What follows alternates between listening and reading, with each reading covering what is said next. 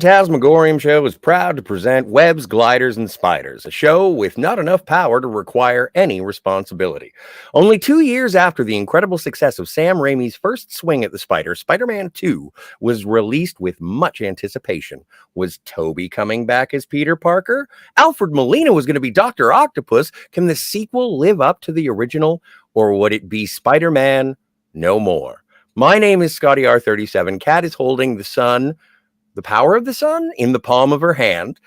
Steve wants pictures of Spider-Man, and we are super jazzed to have Ben from Cinema Gulp here for his second superhero sequel. Tally ho! How are you, ladies and gentlemen? Tally ho! Tally ho! I love that, man. Oh, that nice first little, swing. nice little Raimi peppering in there. Tally ho! Well, and it's in the first movie, man. Like this is I don't want to bury the lead. This is my favorite Spider-Man movie of all time. Same. And I'm a big Spider-Man fan.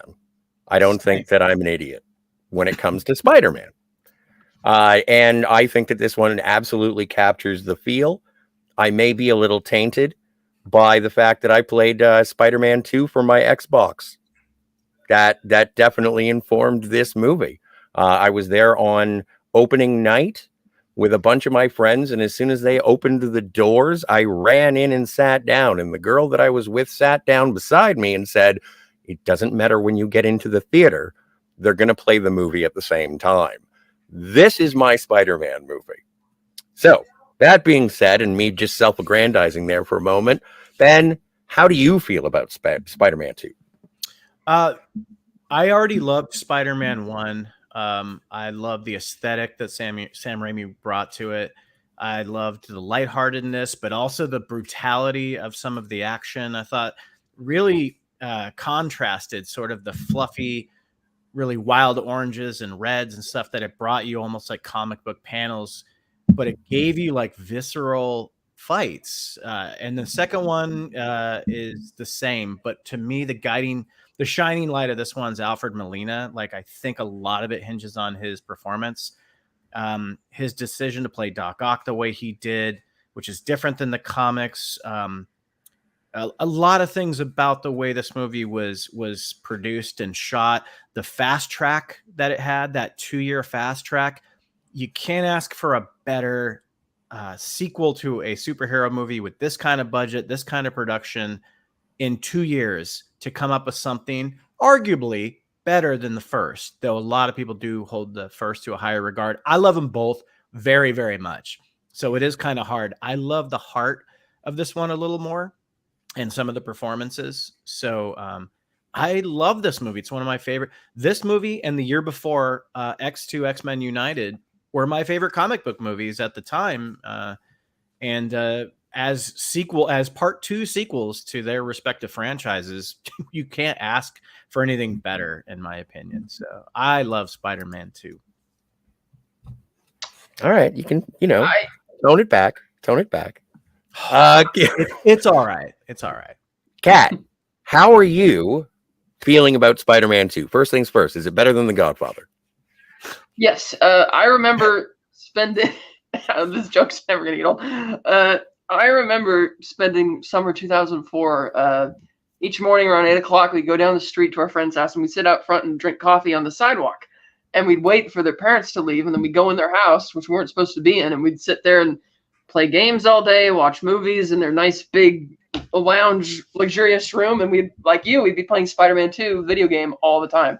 Like all summer, that's all we did. And we were just counting down to that movie coming out. And on opening day, one of my friends dressed like the Green Goblin in a whole spandex suit and everything, and the other dressed like Doc Ock with the coat and the tentacles that he made out of duct tape coming off the layers and layers of duct tape to get it to spiral out like tentacles, which is pretty cool.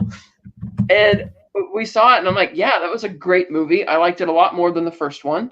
I like that it's a story primarily about Peter Parker and not so much about all the other stuff that's going on. And yeah, admittedly, Doc Ock's kind of on the periphery in this one. And there's some things that are kind of weird about it, like Harry's relationship with Peter and how, like, I admit I don't get how that's not like resolved. It's like how have they not sat down and talked about this? How has Peter not come up with some type of convincing lie to tell him? But aside from that, it's a really good movie. And because it's about the people, and it's like the people's first, the action is second, characters first. Like they put their characters before their universe. Like it's not like they just picked a character that, oh, let's see him fight Doc Ock because it will be cool and we'll build a story around that. It's like, no, they built the story around Peter and the whole Spider-Man No More comic, and I think it's a great movie. Yeah, I don't know if there was like shoot, I'm echoing a little bit. I don't know why. I got you covered. Thanks, man. I don't know if there was a an explanation of what time jump it was, whether it was supposed to be a year. Usually these things don't actually, progress as an actual 2-year thing.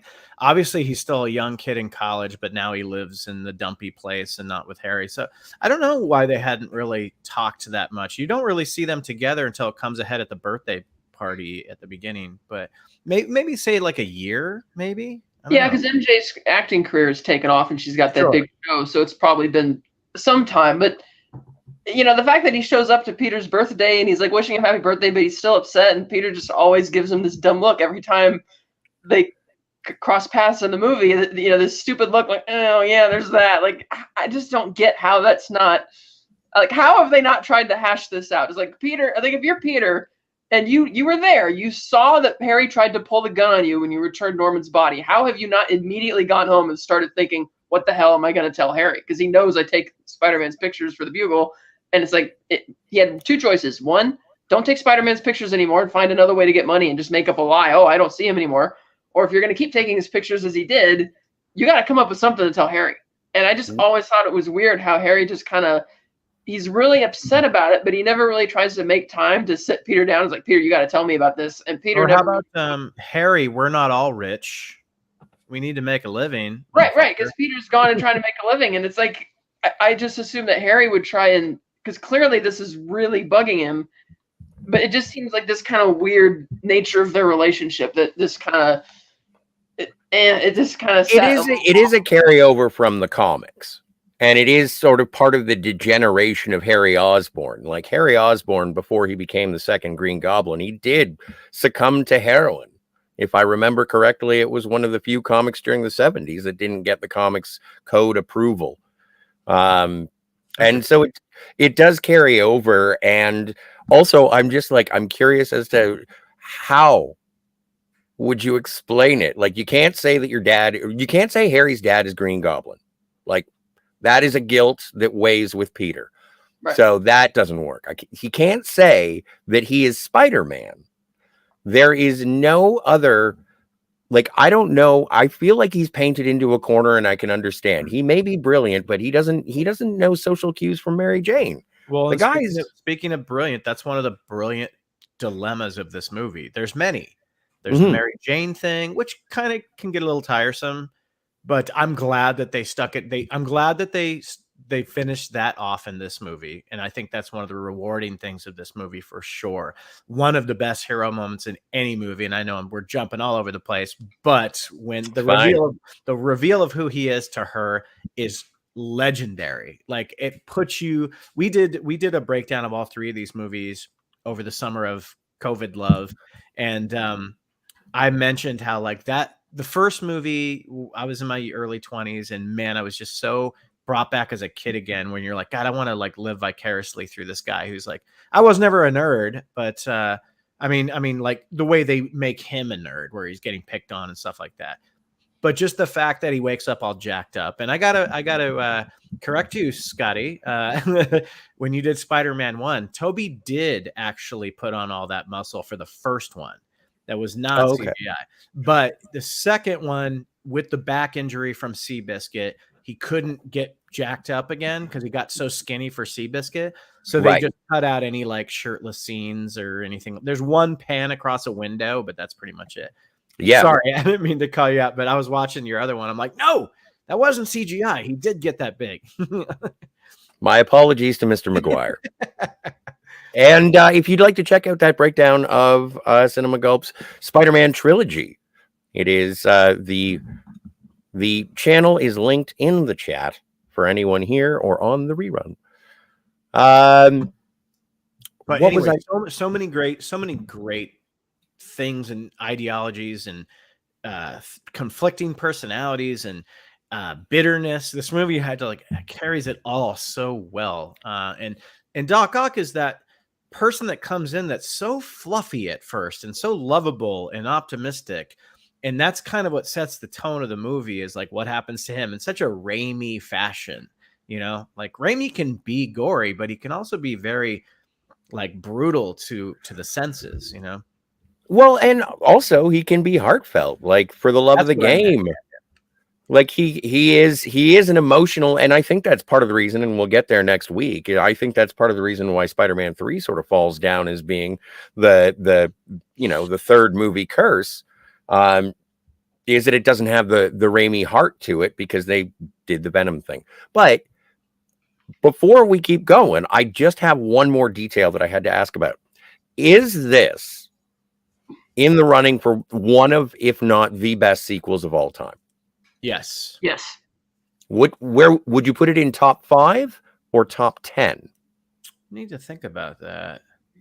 I don't mean to put you on the spot, and if I ask you tomorrow, your answer can change. Yeah, I'd put it in top 5 alongside, in no particular order, X2, Empire Strikes Back, Dark Knight.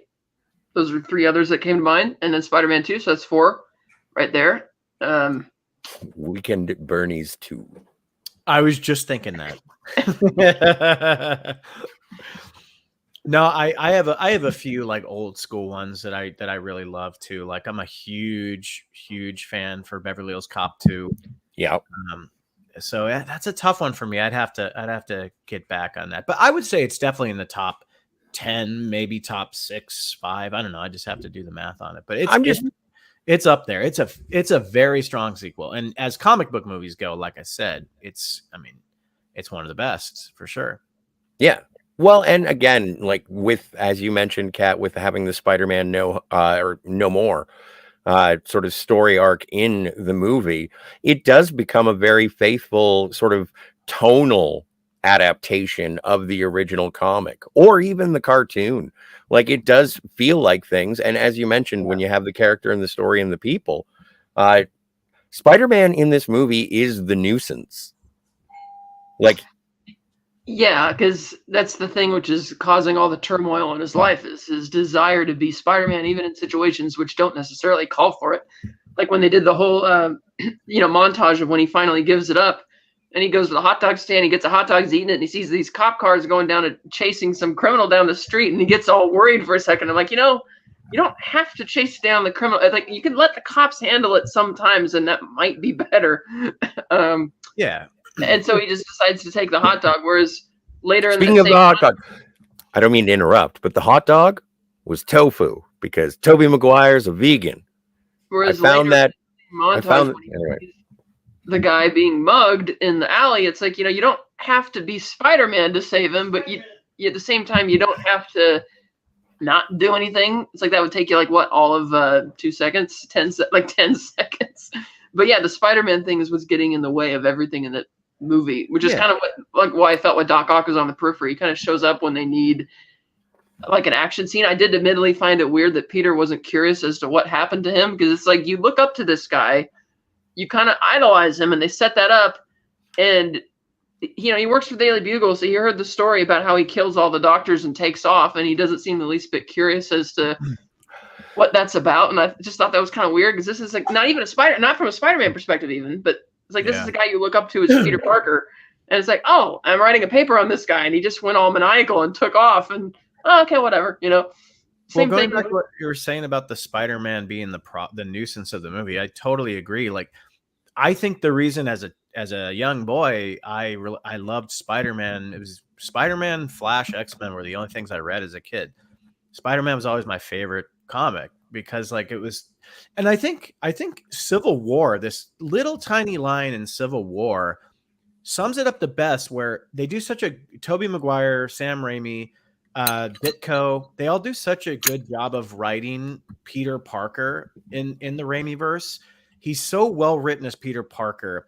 But the line that stands out the most is in Civil War, where he says, when you can do the things I can do, and then you don't do them and the bad things happen. Like, that's shown and not told in the Raimi ones. And I think that's what Spider-Man 2 is so much about, him fighting this urge to do things that he knows he should do, but he just wants to live.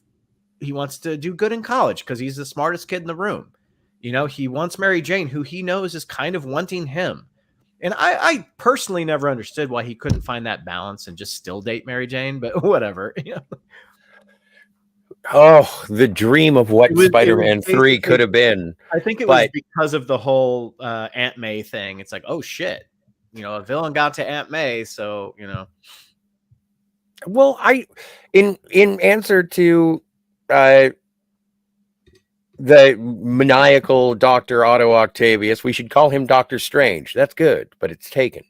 Like, it is the nuisance, but like, while his mentor, his most recent mentor, is gone away, we don't know. All of his doctors are dead, as far as Peter is concerned.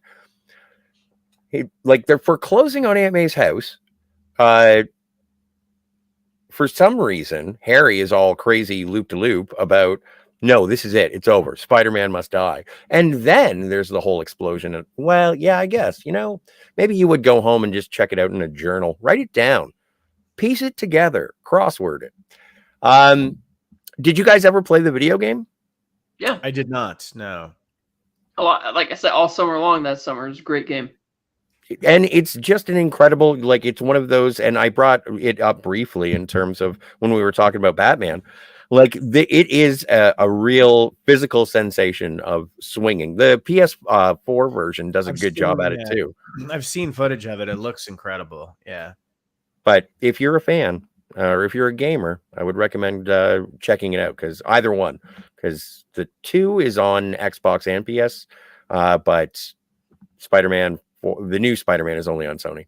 Anyway, you know what? It's such a shame, because I feel, I mean, I don't know what James Franco is up to these days. I don't know if he's, you know, in cancer. Like 5'10". No, but I mean, like, I thought as an actor, I thought his arc was very well done, and I thought he was very good in the first and second. The first movie, him being his buddy in high school, he wasn't like the coolest kid, but he wasn't a dork, and he was friends with Peter. And that whole like triangle, and then in this one, like, his just like unhinged is coming out slowly. He's getting drunk and he's lashing out, but he's still friends with Peter. It's not until the third one where they really ham him up and kind of ruin that arc that could have been a perfect 3-movie arc. It wasn't terrible. I'm not a hater of 3 like some people, but I think he was kind of underrated. No one really ever talks about like Franco's Harry Osborn. I think his Harry Osborn's great. Like, well, he is. I feel that part of that is because he's sort of also shoved to the side of this story, even because it's like he's at the birthday party, and then he invites Harry. You know, he gets Peter to meet Octavius and takes him to the whole thing, but then you don't see him again until the big party at the planetarium where he's really drunk, and then the climax. So he's kind of on the side, and he's never really. This one's not his movie to be the villain, but it gives you those little tidbits of him kind of getting there, right? Right, because he's not really on Peter's checklist of things that he has to really get like address and get done. He's dealing with, you know, these other things like MJ and school and Aunt May. Yeah, but with Harry, they're still trying to be friends. Sorry, Scott. Well, and they are still trying to be friends. Like, it's not full on. Like, he doesn't know he's Spider-Man yet. Well, no, but spoilers. Even about the Spider-Man thing and the dad thing, it's the fact that you could be best friend. High school is a different world. Yeah. Now, one person that's from the slums or whatever, and one person who's filthy in rich, the ghetto, in high school, and then the real world kicks in, and you're like, what do we live 2 completely separate lives. Like, we're like, where are we going? Our paths are different. There's a little undertone of that in there, aside from just like, you know, you take pictures of the bug. He's your bread and butter, which I love that. That's so comic book.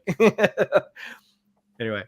But also like, Harry's trying to live up to Norman's legacy, and that's why he's sort of invested in Otto.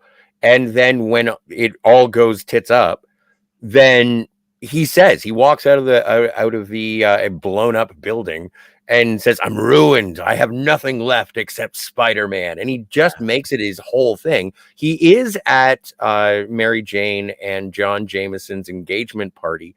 That's the big melting spot. Yeah. That's when he's just like, go F yourself, you F and F, and slaps Tobey Maguire in the face twice. It's great. Well, he also realizes he's not really... his father. Like Norman probably would have told Otto, like, this is not ready. Because Norman was a scientist, not just a rich guy. Harry's just a rich guy. Back to formula? No, but that's his own creation, though. No, I know. But also, Otto does go to Harry to say, I need tritium. And that's when Harry says, fine, you bring me Spider-Man. Do you think that Harry ever would have offered Peter a job at Oscorp or tried to get him a job there like Norman did? No. No, because he knew he wouldn't take it. First thing, yeah, exactly. First thing I would have done if I was like, you're looking at this as like Peter has to figure out what's up.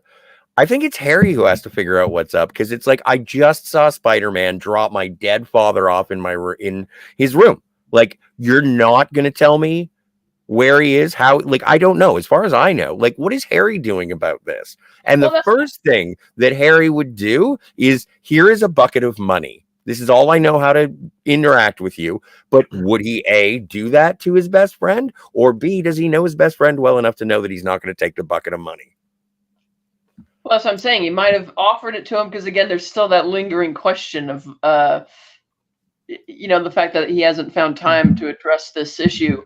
But also, I wanted to get a further insight as what Harry's theory was onto why he thinks Spider-Man killed his father, as opposed to, bringing him home from somewhere, because that's something else they botch in the third one with the butler or whatever. Yeah, because when you murder somebody, you always lay them down on a couch in their home afterwards.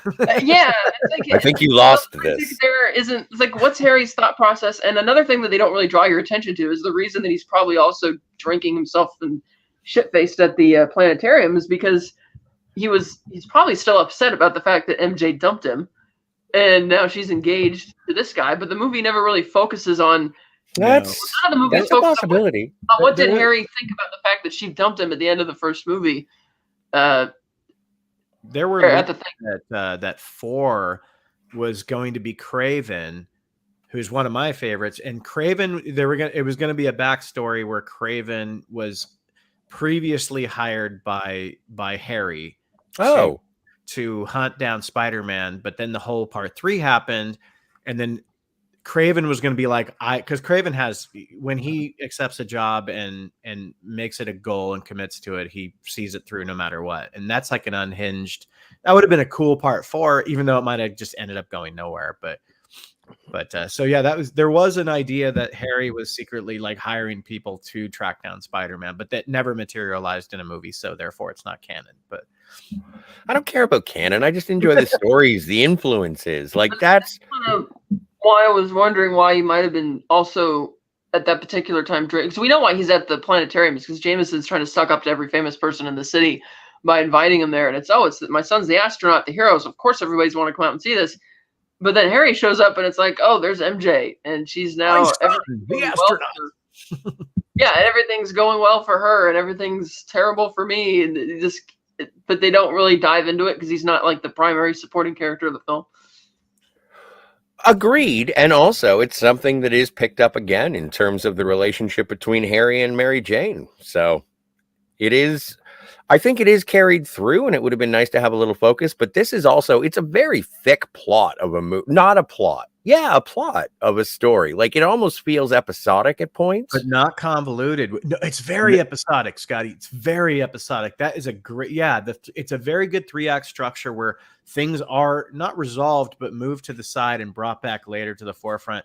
Very good, observation. It does feel episodic. Like, I mean, and there's panels. There's transitions in this movie that are literal comic book panels, like the iconic Spider-Man suit hanging out of the dumpster, him trying to live some kind of normal life in worse hands, in something that didn't turn out so perfect. It could seem like part 3, because part 3 thought it could juggle the same kind of situations where it's just shit all over the place.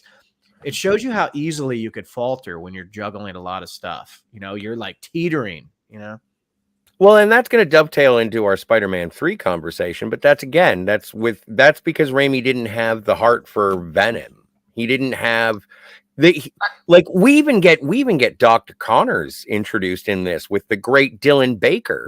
Baker. Yeah. Like this is not only a great sequel for what is, but like you're like, oh, Dylan Baker's going to be the Lizard? Well, maybe not, and not. Like spoilers.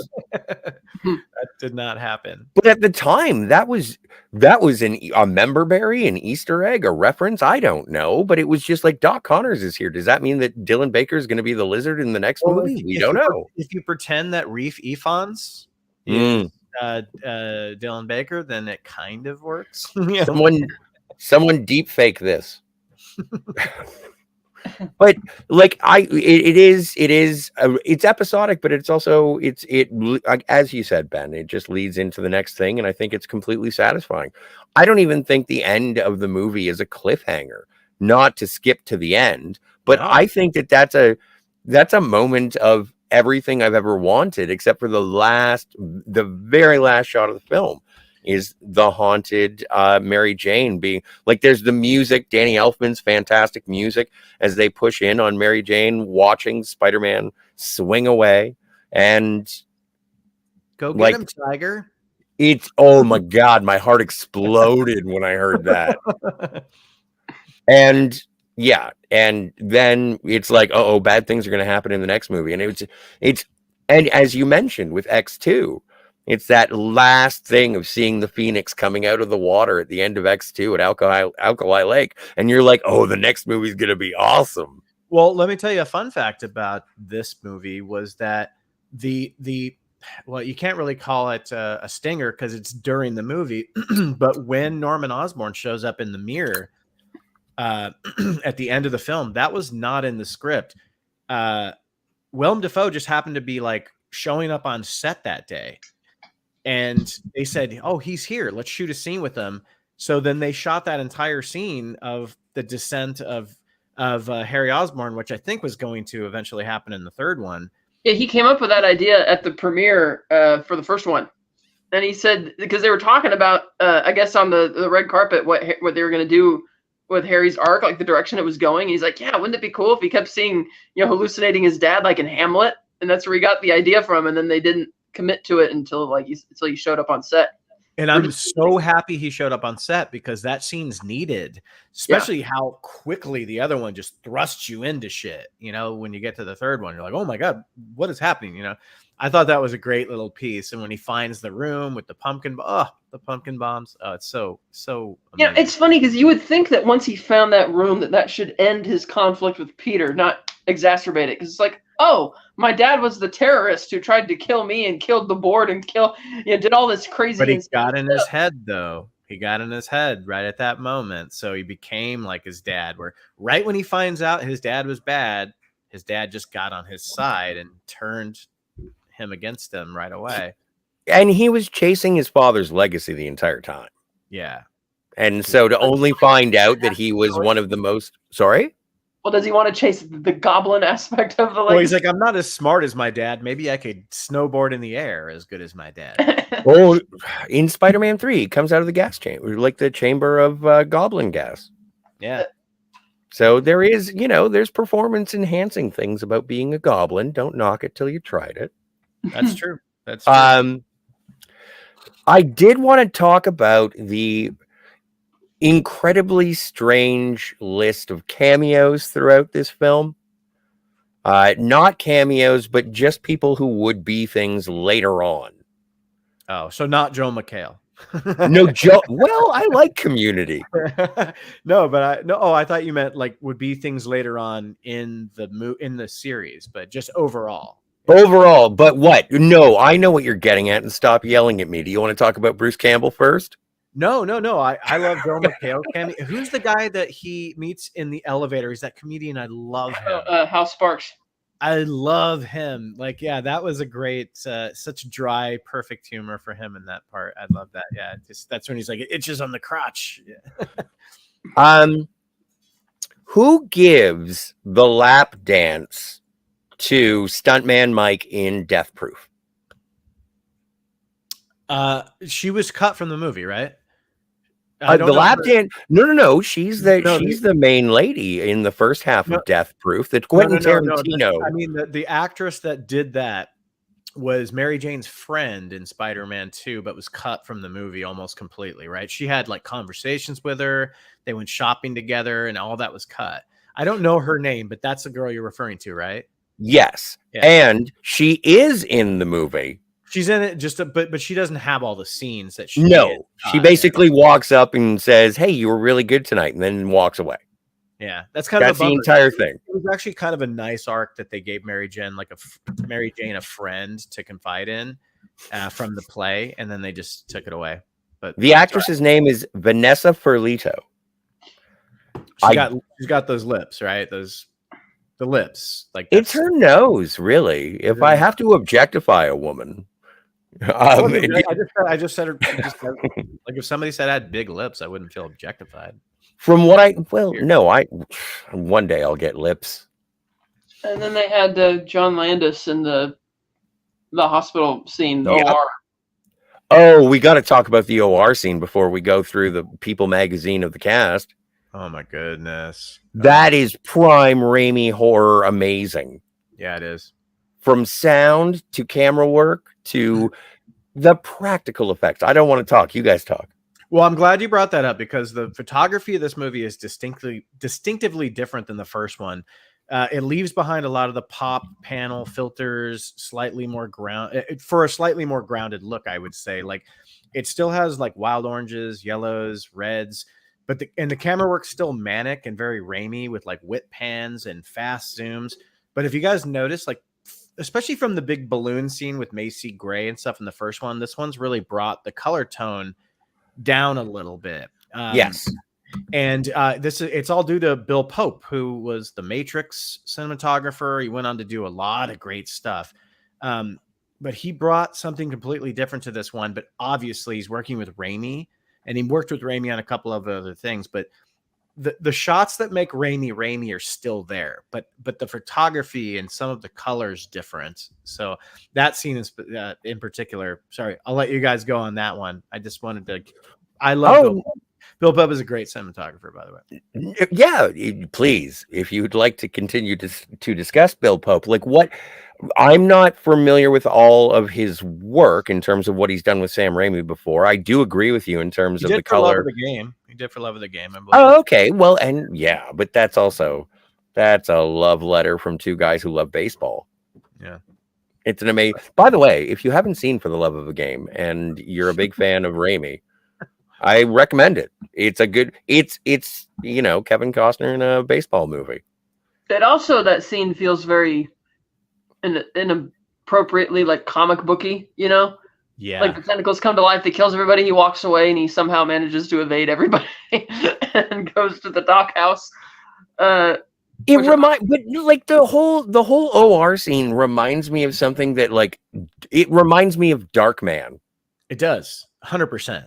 With like parsley of like when that one hand comes up with the bone saw, I'm just like, Army Darkness, I don't fucking care. Well, it reminds me there's so many little nods, like the nails on the ground. That's awesome. They had wax in the floor to make that happen. That scene right there is why they hired Raimi in the first place.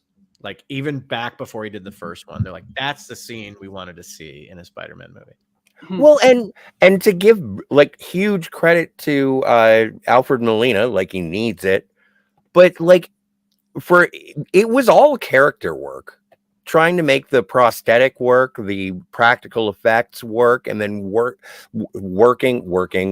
I sound like a doozer, but like actually interacting and creating the character of Dr. Octopus with Sam Raimi while he had his inhibitor chip broken.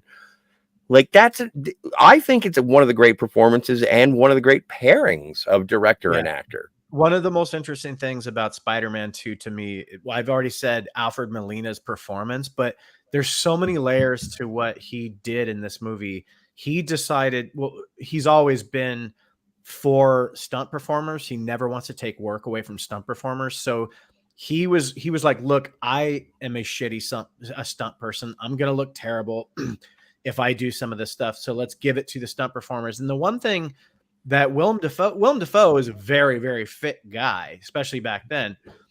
He was probably willing to do most of the stuff, but the one thing he had over Melina was what? The two differences between those villains is one is masked and one is not masked. True. Right?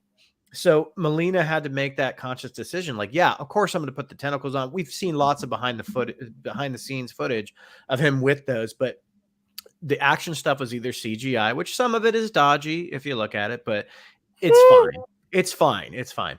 And but so much of the stunt stuff, I mean, the very first thing they shot in this movie, the very first thing was the hardest sequence to do, which was the train sequence. And he wasn't he wasn't even there for most of those things. So I love him for like understanding, like, look, dude, I can't do stunts. Toby can do stunts. That's great.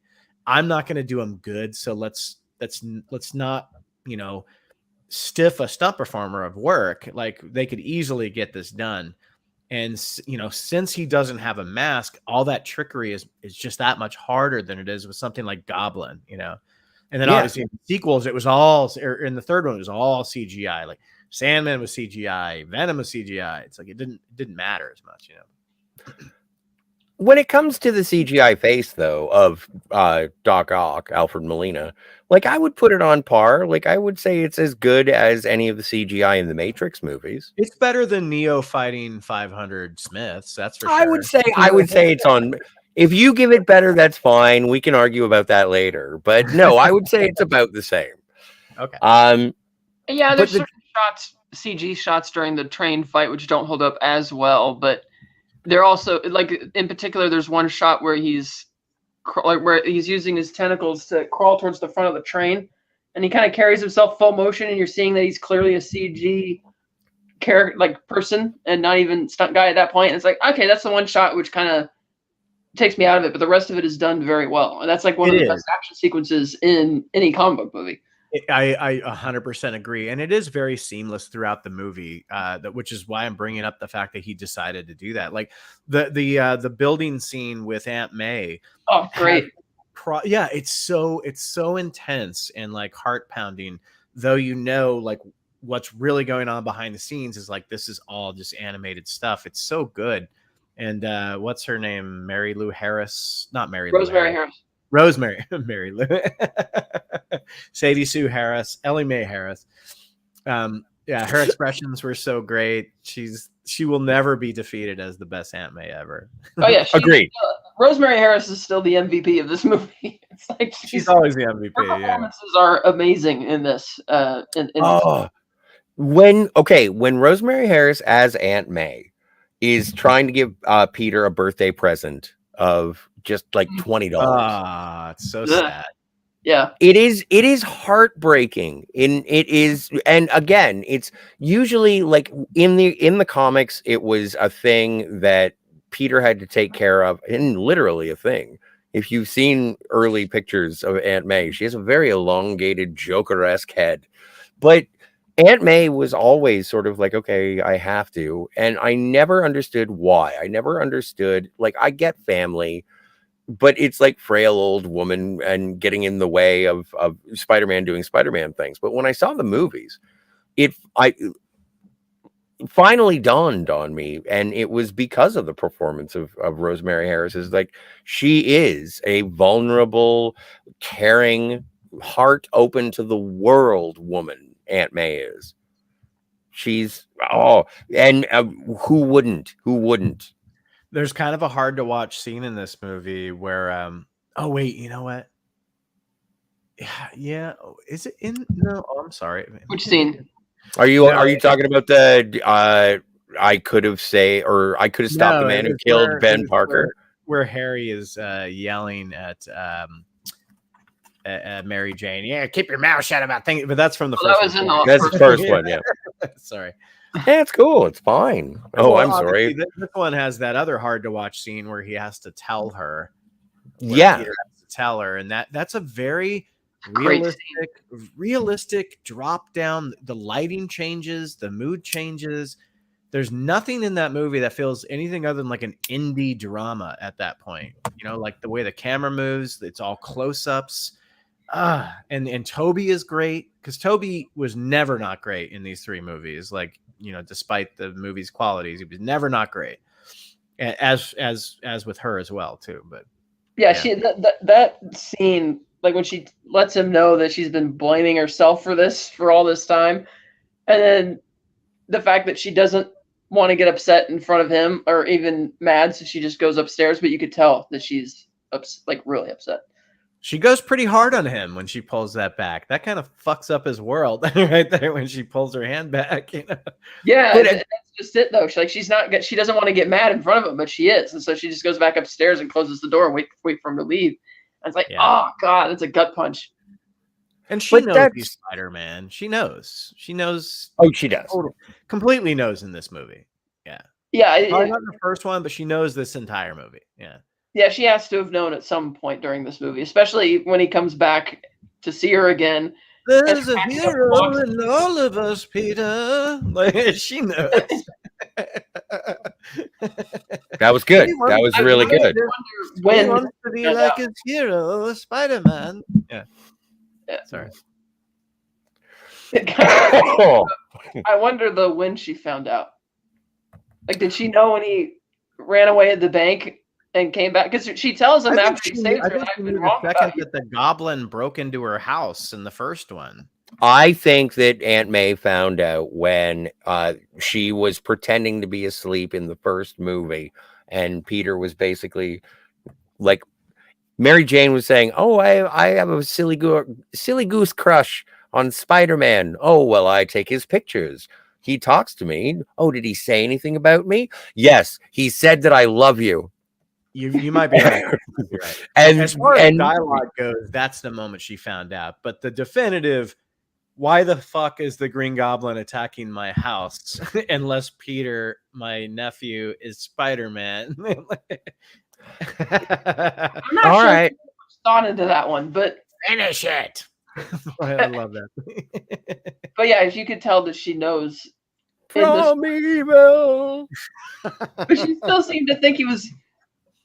But she still seemed to believe everything the Daily Bugle was printing about him, because it's not until he saves her from the bank heist thing that she's like, "Oh, I've been wrong about you." And it's like, okay, so maybe she didn't know, or maybe didn't, or if she did, she didn't really think highly of Peter at that time. Can we talk about the bank heist and how brilliant the coins being thrown around?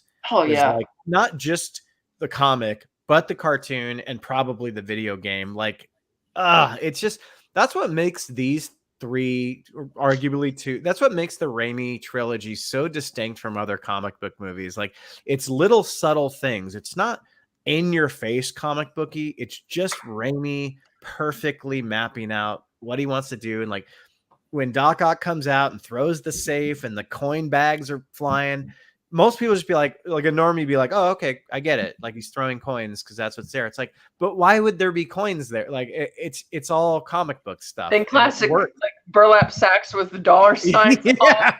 That they're actually gold. It's like if there was a scene where he was robbing the bank, he'd throw a bunch of sacks over his back. You know, it's brilliant. And I just want to I just want to shine a light on that, because I think it's a really excellent point. That's delightful. Like, when we're watching these, whatever the genre picture may be, like, ultimately we are watching a man in tights stop a bank heist where they apparently, like, I don't know, do they have a forklift to move the money into the thing? Like, come on, haven't you seen Die Hard 3, man? They use the forklifts in Die Hard 3. Yeah, but that was a more realistic movie with a darker tone. It was rated R.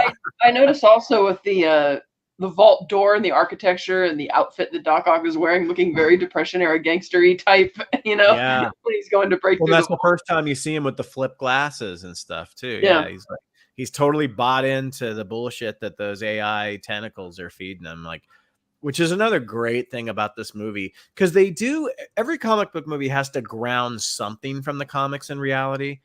And the fact that the chip bursts and those kind of take over his brain, instead of him just becoming this evil, awful person from being a good guy, which wouldn't have made any sense at all. Even if he did see his wife die, it was his fault. So the fact that those things are kind of messing with his head, it's a perfect little difference from the comics, but it works for the movie so well, you know, and like that's what makes the ending of this movie so satisfying too, as his character gets conflicted with what's going on, you know, and kind of waking up almost, you know. It seems like he was kind of there. He was angry, so he was kind of there. He wasn't he was submitting to those things because of how angry he was. Whereas if his wife hadn't died, but that thing had still burst, that might not have happened, you know? Right. Yeah. What's her by the desire that it was for the greater good, what he was doing. Yeah. Rosie would have talked Otto down. Played by the great Donna Murphy, who was also in Star Trek Insurrection. I know she was gorgeous in Star Trek Insurrection and in this movie too. And in this movie as well. But that's what makes him so much more compelling. I love Goblin and I love Willem's performance as Goblin, but it was a different, I don't know. I don't want to say that was black and white, good or evil, but this one to me just felt more complex as a villain. You know, there was a way out of it, you know, whereas the Goblin, like, there's no way out of this. Like this he's cuckoo. There's no way back, you know? And I think they tried to replicate that with Sandman in the third one, but they just didn't allow him the screen time to build that up, you know? Yeah. So. Well, that was a whole unresolved storyline in and of itself in the third one, but we'll get to that next time. But, no, and I don't mean to go back to one you guys haven't watched yet. I'm just comparing the way this one is dealt with so perfectly, you know? Well, yeah, because like you said, you see him wake up from a trance when he's like, "Oh, Peter Parker, brilliant but lazy," and and that's that great moment when he recognizes him. That's arguably one of the best parts of that climax, which, the climax overall was kind of whatever. But well, because I think the climax was devoid of a little bit of like intensity because it was dealing with the emotional side of it, so it didn't have that visceral, like they're beating the fuck out of each other at the end of the first one. Those punches are gnarly, the sound design is great, the blood spitting. This one went a little bit different, and I like that it did that. Well, I remember in the marketing, the thing they hyped up a lot about this movie was the big showdown between Harry and getting Spider-Man tied up on his couch, and he's going to unmask him. He's got the dagger, and I remember that probably being the single most anticipated moment in a movie trailer I had ever seen, even to this day. And we were just going nuts to see that. Like, how's this going to happen? And then they did this kind of like the end of the movie. bigger things happening here than you and me, and then they kicked it down the road. And so, and then the fact that they're repeating the whole, you know, MJ in danger thing, you know, again, and it's like, okay. I mean, you do get the payoff where she sees him without the mask and sees who he is, and you get the payoff with Doc Ock coming back a bit, even though it kind of was a bit more to that relationship between him and you're brewing up, and right now.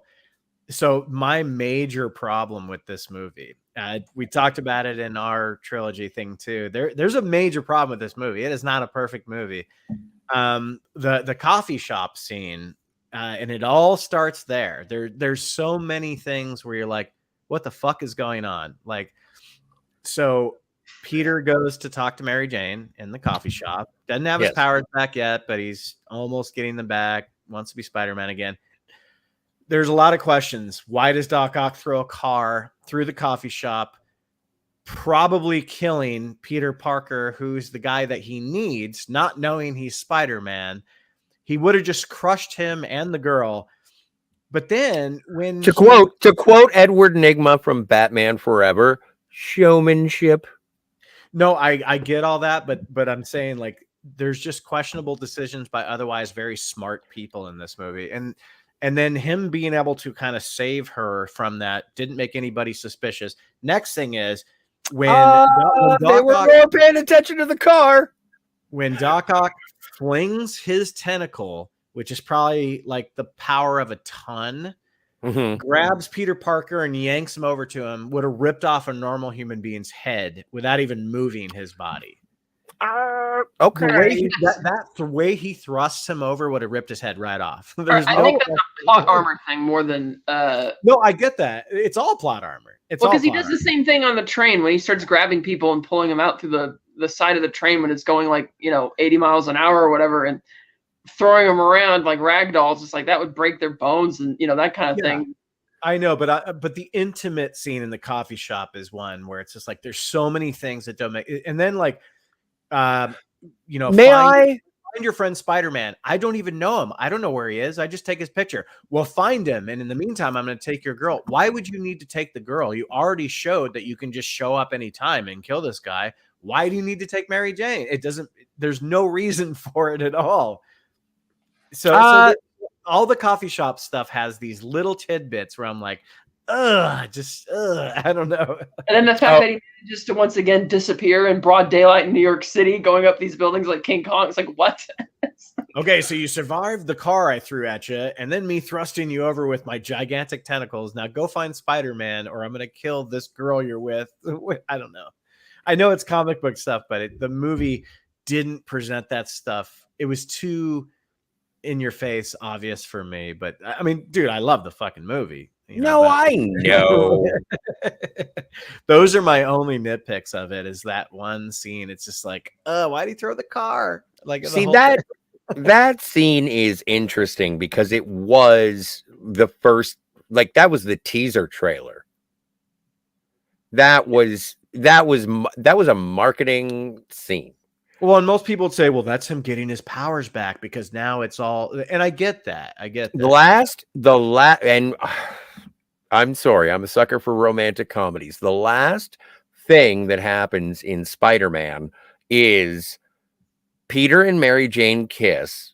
He walks away and says, I can't be with Mary Jane because I'm Spider-Man. But Mary Jane says, so the first teaser trailer for Spider-Man is basically the cafe scene, which is them doing the whole reconciliation until, like, it looks like a romantic movie. And then a car breaks through the window. And that's the first thing that anybody saw in terms of marketing in a theater.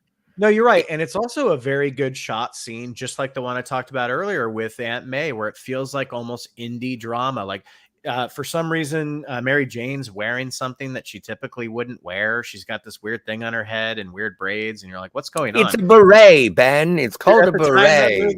That movie was about a year out from when I went to film school. And you know how many movies we all shot in coffee shops? They were cheap. And I'm not expecting anybody to like agree with me. I'm just saying, like, I had these things about that scene where like 1, 2, 3, a couple of different things stood out where everything else in the movie is so perfect, like in terms of the logic of the film, or in a physical reality where humans would react to tentacles. I can completely agree with you. Metal tentacles, I might add. Cat. Yeah, that. I also found it odd through this movie that MJ keeps giving Peter shit for not making it to the play. And it's like, that he's trying to do like a pizza delivery job is not going to cut it in New York City. He's broke. He's fucking broke. Yeah. Oh no, but she reserves the seat for him. It's paid for.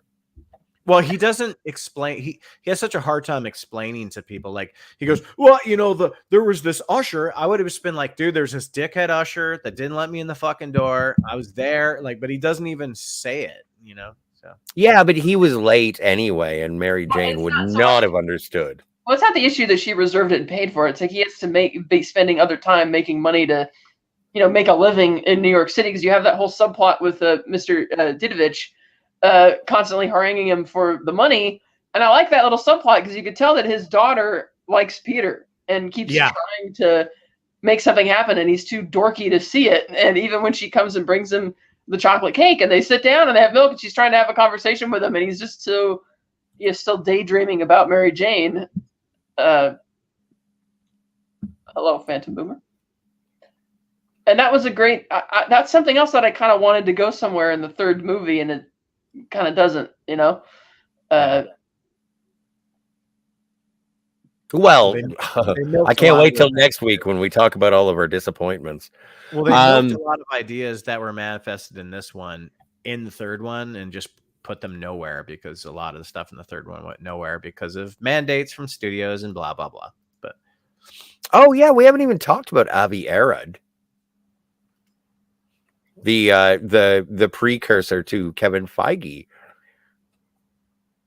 producer of this film, producer of the X-Men films, of the Fantastic Four films. Apparently, he's a dick. I don't know. Apparently, producers are dicks. Yeah. Yeah. Well, anyway, so that has been Producer's Corner. Anyway, but also like, and there are more people.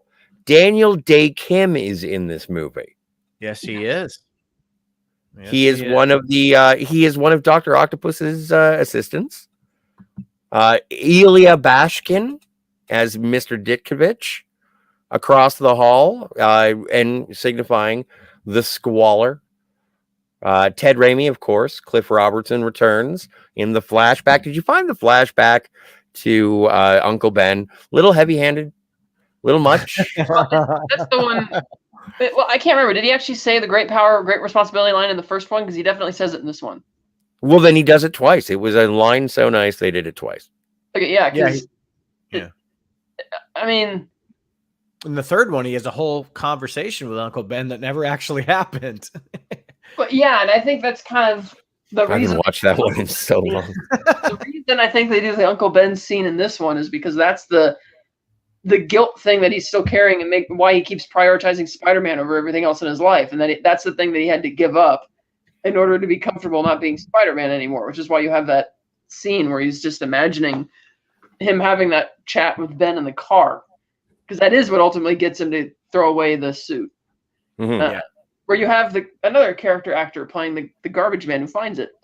I could get more on that on eBay. Yeah, Brett Briscoe, yeah. He was also in the veteran cop in Dark Knight Rises.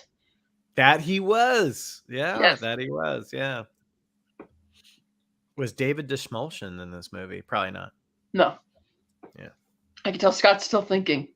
No, I have a second screen. I'm not just blankly looking at figure out my Android brain. This was the last movie of the trilogy where J. was Brent Briscoe. Was awesome. Yeah. Can you guys talk about Spider-Man for a second? I just have to go to the washroom. I was trying to. You cut me off twice.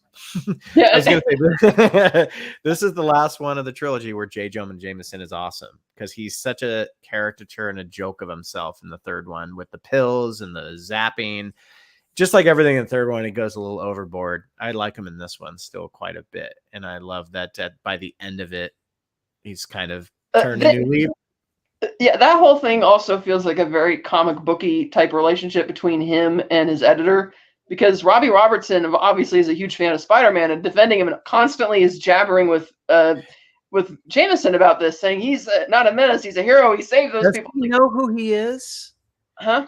Do they give that look where he knows Peter is Spider-Man? There's so many looks. There are a bit of hints there, but I can't tell if that's because he's always smirking at Peter when he says he's not a menace. Yeah, well, I think that's also because Peter openly challenges Jameson on that a few times in the office as well while Robbie's there. Yeah, but maybe. That's kind of an interesting thing. Is like, because Robbie and Jameson are really good friends, even in the comics. It's like, Robbie, how are you not talking to this guy and saying, like, what is it with you? Like, why are you so obsessed with thinking this guy's a villain and proving that? And it's like a very comic booky thing for that not to happen ever. And then they just keep running these, like when Jameson says, print the headline, is the menace has returned, and Robbie just yells at him. He's like, I'll handle it. And he walks out of the room. But then they print a negative headline anyway, which is, I thought that was funny. And then the sight gags, like when you see what Jameson did with the suit that the garbage man brought him, and he's got it. I'm surprised he let it go for just $100, and he has it pinned on there, and he's like, Spider-Man was a hero. Well, there's a deleted scene where he has it on, and he's on his dad, and I'm so glad they cut that because it was ridiculous. Right, yeah. But that shot where he's like, yeah, Spider-Man was a hero, and then you have Ted Raimi saying he's the only one who could have saved her, and then great look at Jameson gives, where he's like, yes, I know that. But when you see it, just like pinned to the wall the way it is. It's just so freaking hilarious. Like it's some trophy kill that he has there. And yeah. It's like a taxidermied bear or something. Oh God! I noticed how the suit looks all grimy and dark and washed up, but then when Peter steals it to put it back on, it's back to being shiny. I'm sure he washes it. Yeah, but those little things about this movie are what like the MCU doesn't have stuff like that. Like J. Jonah. I mean, they even brought back J. Jonah Jameson in this different way, but like just pinning up the thing, you know, and giving a trope like, oh, he's a menace, like all that kind of stuff. It's like you just don't. That was a really good J.K. Simmons. Oh, thanks. But this movie can still stay comic booky and also be so well balanced with actual grounded drama and heart and stuff, you know, in the first one as well, you know, like it's a miracle. It's sort of, you know. Yeah. But again, I do give full credit to Sam Raimi because when there are filmmakers who say, oh, I've always been a fan of Spider-Man or Star Trek or X-Men or whatever. And it's like, yeah, I can tell. And Spider-Man 2 is an obvious love letter from Sam Raimi to his love of Spider-Man. And it's incredible. And it shows just in terms of how everything was crafted, how the story came together, how he understood the basics of a very basic story. And you can tell how the major difference between the first and second movie and the third movie on how much he had respect for the villains. Where in the third one, he did not. He wanted Sandman, even though I thought that was misguided. I've never been a Sandman fan. But he did not want Venom, and he was forced to do Venom, and it shows, but it also ruined Sandman. So the first two, the villains are so well done. And then the third one, it's just like, eh. Well, and sorry, Kat. Well, I mean, the third one, there's overcrowding, but I didn't feel Venom was the problem in that movie in terms of runtime. It's like when you have to retcon a major part of your own established lore to justify a character being in the movie, and then you don't even bother resolving that character's story, then that's the character who should be cut from the movie, and that's Sandman. But that's a whole other conversation that we'll get to, and we'd love to have you back for that conversation next week if you're around. But yeah, I only want to have Ben back for the sequels, so I don't expect him back until we get Spider-Man Far From Home or Amazing Spider-Man 2. I'm waiting for Spider-Man 4 Homework. Oh, boom. Yeah, but it's like, yeah, you can tell the characters are well written. I mean, I admit that I wish there was a little bit more meat to Doc Ock's story than just, okay, the tentacles want me to go through with building the machine again, and he's kind of, you know, on the periphery, and they bring him in for action scenes when they feel they're needed, and then at the end, it's again more about Harry. Like Doc Ock is just he's kind of there, and it's like, oh, okay, you know. Do you feel like there's a villain swap halfway through, and it becomes more about like not in this one, not to me. Well, I just felt the drama was more anchored with the whole thing going on between Peter and Harry than it was anything going on between Peter and Otto. Especially since Peter doesn't really care about Otto, or he's even thinking about him. Like in each action scene, it's like there's Otto, and then he's not really thinking about it anymore. He's off doing whatever else he was doing before then. You know. Excuse me for 1 second, guys. Yeah, like sure. Like, for instance, when he saves Aunt May and from the whole bank heist situation, he leaves, and then it's like he doesn't really think about what was Doc Ock up to. Do I need to worry about that? It's just like, okay, he just goes back to doing whatever. And it's like this. We get why the scene is there for Ock's perspective, because he needs the money to finance his project. But then Spider-Man just kind of goes back. I just didn't think they found a way to interweave Peter's conflicts and stuff with what was going on with Otto, which is why I felt that Otto for a villain was more or less on the periphery through this movie. Well, also, let's not forget Dr. Octopus is a little bit of a bumbling villain. Like he's not that he's always been my favorite Spider-Man villain, but he's not necessarily the most thoughtful of villains. He's not the smart. He is like he's book smart, but he's not street smart. It doesn't have anything to do with him being smart. I'm saying in the script, I thought she could have found a way to try and interweave his story with Peter's a little bit more, because he seems like, again, entirely somebody on the periphery doing his own thing, and it's only kidnaps Aunt May. But that's not part of it. That's just something that he does because Spider-Man happens to be there getting in his way. But immediately after that, he doesn't like after he gets away with the money, he doesn't even think about Spider-Man anymore, and Peter doesn't even think about Otto anymore. It's like a random thing that happens, and then we go back to telling the Peter story, and sort of like in the climax, he shows up for the tritium, and he brings Peter to Harry for that, and then he takes off. He's like, yeah, whatever, even though he's right that Harry didn't have the spine to finish him. But even at that ending, it's like I feel that the drama was more about what was going on between Peter and Harry than what was. That's just why I always thought I kind of had a little damn it type of reaction to when Peter just stands up and rips the cords off of him and says, there's bigger things happening here than you and me. And it's like, but from a script standpoint, from the drama, it's like, no, the thing that's happening here and for the audience is between you and Harry, not what's going on with Doc Ock down at the dock, which feels more like, well, we have to do, you have to get rid of the villain type of thing. Speaking of Doc Ock down at the dock. Would you classify that as a Harry Peter problem? Oh. Harry Peter? Sorry. No, you know what I got distracted by Doc Ock down at the dock, but the Harry Peter is funny. But on that incredible segue. This is why we edit. Well, this is why I don't care, because I think everything is funny. Let's go to the chat. Because there is a chat, and I'm surprised and happy. Did you guys remember that Jake Gyllenhaal was about to steal this role for this movie when he was back went out from Seabiscuit? He literally had it in the bag. It was like a done deal.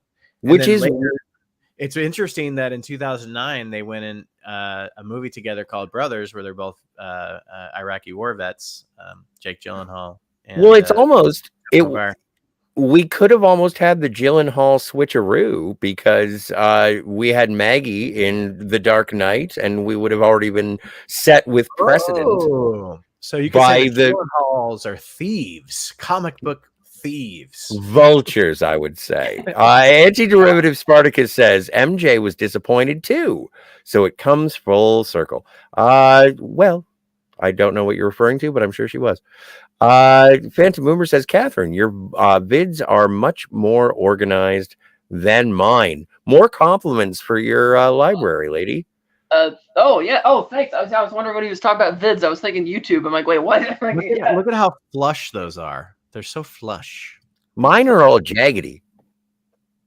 Yeah, they are. Well, yours feel like they have. Yours is good because you have plenty of space to put more up there if you want. I'm out of space.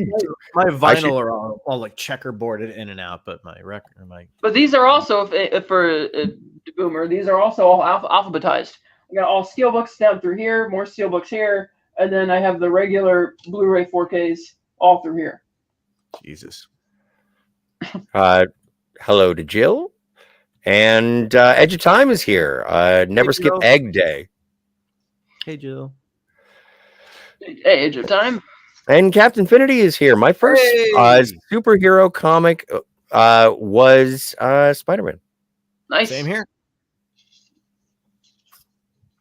I still think my very first. I had a Superboy. I had a whole line of Superboys when I was real young. And my ex threw them away, and I guarantee those suckers would be worth money right now. But I don't know. Superboy would be worth anything. He goes on to say, which is why I've never seen the movies, and I understand that. If you have, I think Cap would like at least the first two Raimi movies. I really do, but who knows? Well, if you're a fan of the character, then yeah, absolutely. But it depends on if you're more of a Peter Parker guy or a Spider-Man guy, because the Raimi ones. The Spider-Man isn't quite as defined as the Peter Parker, which is fine, but yeah, the Peter Parker one, it's like, I mean, the emphasis is definitely on Peter Parker. When he puts on the mask, it's like I still see Peter Parker in a way. I don't see him being Spider. Yeah, he doesn't go the crazy Tom Holland route, which oh my god, everything's like crazy, and he doesn't do that. Well, and the Andrew Garfield one is just ridiculous body horror. Yeah, I don't like those movies at all. No, I can't wait to watch them again because I love that moment. I love that moment in Spider-Man Far From No Way Home. Anyway, Phantom Boomer says, I was 10 or 11 when Thor, Spidey, Iron Man, etc. came out. for me, most of the movies are not strictly canon. Dr. Donald Blake is supposed to be Thor's alter ego. Jane was his nurse. I thought it was George Jetson, and Jane was his wife. But yes, Well, that is true. Donald Blake is mentioned in the movie, but it's as a throwaway joke. Well, in that, you raise an interesting question, Phantom Boomer. And I noticed this last week when we were watching Spider-Man 1, and I saw that there was a Baskin Robbins in the background. And I said, confirmed, Spider-Man Raimi in the MCU, because there's a Baskin Robbins. I'm sure that something was happening in there that was superhero related. But is like Ben brought up the X-Men. We can't dismiss Blade. This is the third in the original, I would say. Oh, yeah, this is the third one because Hulk, Ang Lee's Hulk, didn't come out until after. Yeah, and then Fantastic Four was 2005. So you have your original MCU right there, all from different studios. Ang Lee's Hulk came out the year before this. Yeah, it's 2000. Before but after Spider-Man 1. Spider-Man in general, yeah. Right. Yeah. But yeah, and to that notion of you saying because of Baskin Robbins is in there, that means there's a cross universe. That goes back to what we were saying in The Dark Knight, how one of the opening shots, they have the Spider-Man 3 poster across the street from where the Joker's standing, waiting to get picked up to go rob a bank. I remember that. Yeah. That was crazy. That's a detail that I forgot, but I now remember. But it's nice to, like, even in this movie, speaking of a cross MCU or a burgeoning, a proto, like at the end of this movie, there's a guy as you have the maybe she's born with it, maybe it's Maybelline commercial of Mary Jane running across the fountain as she's leaving her marriage to John. Really nice, solid guy. That's not a dick. He's an astronaut. Yeah. Like, how bad is it? You're marrying an astronaut. Anyway. And they're clearly pretty loaded, the whole party. They rent out the whole planetarium and have every who's who in the city there. And she just kind of... Yeah. Somehow the bugle pays pretty good. Yeah. So she chooses Jimmy Olsen and goes there, but as she's running beside the fountain, there is a shot of a gentleman walking with his, and like sort of glances at her. It wasn't Thomas Jane, but it was intended to be a cameo from the forthcoming Punisher film. Really? And that was one of the things in terms of the cross referencing that was at its early stages in Marvel Studio, I guess Marvel Studios, or at least in terms of it was Marvel Studios. I thought so. Yeah, I saw the comic book flipping in Spider-Man 2. Yeah. So it's burgeoning. It's all connected, people. Now, because of No Way Home, it's all connected. Well, that's going to be one heck of a maze. Like when we do talk about canon and when people are, where are they and how do they get here and all that jazz, I still don't understand how that mechanic works. So neither do the people that produced it. It's called The Plot Demanded It. It's because this movie's gonna make a shit ton of money if we do this. So let's do it. I'm gonna go to the bottom. Oh, Oiler Greg is here. Hello, Oiler Greg. Cheers. And Jill says he's disconnected as a villain from everyone because he's supposed to be. His mind has been taken over by cybernetics, and he has a one-track mind to bring his creation to life. Yeah, we brought that up earlier. Yeah, like especially when the chip blows, it's kind of taking him over. So sorry, Scotty, you could continue. Well, but I also want, like, again, and I brought it up earlier as well, but I still want to fawn over it, is that the co-stars that Alfred Molina had were his, prosthetic arms. He had names for them. I forget them now. For some reason, I think there's a Huey, Dewey, Louie, and something. I want to say Huey, Dewey, Louie, and Clyde, but I feel like those are the ghosts from Pac-Man. Well, now you're really channeling the whole Scrooge McDuck thing when he breaks open the vault with all the money and the gold coins. And Yeah. Going in with them. Have you ever seen that great outtake where he's got the tentacles out and he's standing on Harry's like terrace or whatever, and the arms are all strung up, and one's putting the hat on and one's supposed to be giving him his scotch to drink, and it keeps knocking him in the face. Outtake. Well, great outtake. Yeah, oh, absolutely. And there are, again, physical media. If you have the opportunity to get the discs, check out the deleted scenes. I'm sure they're available on YouTube, but I'm a big fan of getting. Death Proof. You get the girl from Death Proof. Actually, I did watch. I went through Spider-Man 2.1. Yeah, me too. Which is the one that had J.K. Simmons in the Spider-Man suit. I know you brought it up, but you didn't say how good he looked. And that was why they took it out. The reason they took it out. J.K. Simmons is ripped. He's he's ripped. Oh man, J.K. Simmons is incredible. Well, like with everyone involved in this, I raise a glass. Like I'm so happy with the presentation of it. Like I enjoy the spirit of it. It's incredible. It's a wonderful movie that like really elevates the original movie. And again, something, when you play with fire, when you fast track something for a 2-year turnaround, as opposed to I always find that 3 is that sweet spot. 4 almost feels too long. Sometimes you lose your audience when you wait 4 years because like people are that much older, maybe not interested anymore. 2 years. Clearly not a James Bond fan. No, well, that's different. That's different. But like 2-year turnaround is very fast for a production this big, and how grand this movie was. I mean, going into production, worrying about Tobey Maguire's back because of Seabiscuit, like how it turned out so fantastic is a miracle when it comes to filmmaking. Well, and it is something that was a very high profile production at the time. Everyone knew it was coming. It was the biggest movie when it came out. I remember the donut shop across the street from the place that I used to work had just the title menu of Spider-Man swinging on the DVD. They just played that all the time. And it was just because they had like a DVD player. But it was everywhere. People knew it. It was a huge blockbuster. And when 2 came out, it came out at the perfect time with the perfect sort of level of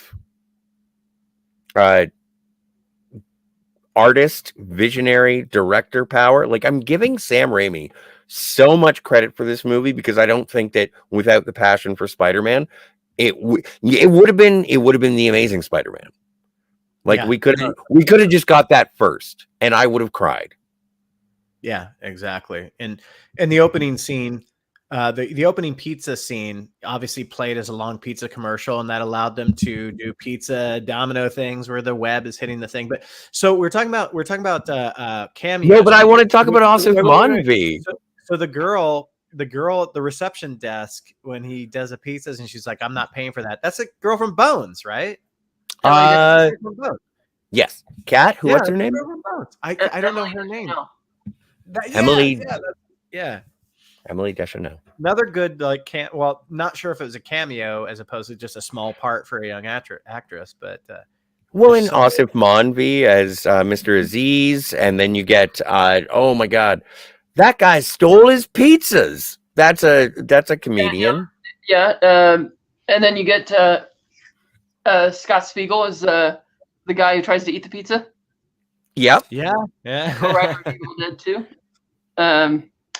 See, I have the names here. I know who you're talking about. I have to look up. I gotta check. No, I'm scrolling.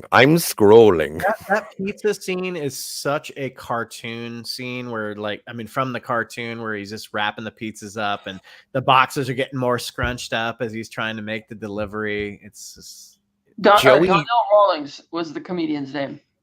The guy who says he stole that guy's pizza. Nice. Oh yeah, Darnell. And then Joey Diaz was a train passenger who was like the big Italian guy on the train. Peter McRobbie is the Oscorp representative who tells Harry about, oh, your father would be so proud of you or whatever it is right before it all goes to shit. Like it's just it's such a weird focus in time, and it's so crazy to see so many. And again, I think Joel McHale's the best. Just Joel McHale is he's the best. He's a dick, and like he takes away the toaster thing from Aunt May. Well, but also it's kind of fun because if you'd like to see the recession and retaking of Joel McHale's hairline, Spider-Man 2 is the place to go. But yeah. I also liked at the end of that whole action scene with Doc Ock kidnapping Aunt May that Spider-Man tries to give her credit for helping him and she doesn't take it. It's like, we showed him. And he's like, what do you mean we? Yeah, what do you mean we? Yeah. And he goes, oh, that's a good Spider-Man moment right there where he's kind of dumbfounded. You know what a funny childlike. Well, but again, it keeps with the spirit, and it also changes her mind in terms of being on the side of Spider-Man as well. But that's also, that's why I was thinking that she might not have known that Peter was, because it would be very awkward for her to have thought Peter was Spider-Man and thinking he's this evil menace this whole time. You know? Well, they always just keep it very ambiguous. Like her speech to him, like I said, they're like, oh, his hero is Spider-Man. Like, did that version of Aunt May ever find out in the comics, like explicitly? I don't remember. Not the way she does in the fucking Holland ones, that's for sure. Yeah, that's a completely different thing. Yeah, that's not a lady that needs to be taken care of. That's just a manic pixie dream girl for middle-aged men. Hey, chat, did May ever like just come to terms with him being Spider-Man, and they both knew who? Like, I seem to recall seeing a panel that I don't know where it was from, but Aunt May was like doing the laundry or whatever, and she finds the Spider-Man suit in there.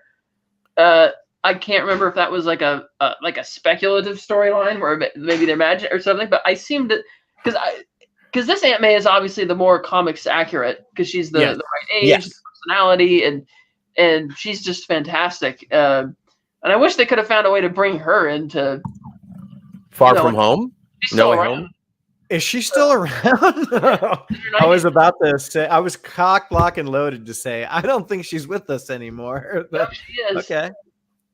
The lady from Titanic is still alive. Gloria Stewart. No, she's not, I don't think. She is 200 years old. I thought you were going to say Kate Winslet. I'm like, yes, I know she is. But yeah, no, she's still with us for sure. Yeah, she was just so great in these movies. But yeah, she was. She's kind of the heart. Yeah. But that's another thing. I like that the movie doesn't start with like a Spider-Man action scene. It starts with just Peter having to deliver some pizzas. And yeah, it has a little bit of Spider-Man stuff in it, but that's not the part that you're excited about. It's like you're on Peter's side because Mr. Aziz stresses that you have to get it here within 29 minutes or you are fired. And so you're like rooting for Peter. And so when the Spider-Man stuff happens, you're like, no. But then it's like, you kind of have to because you can't let the kids get run over by the car.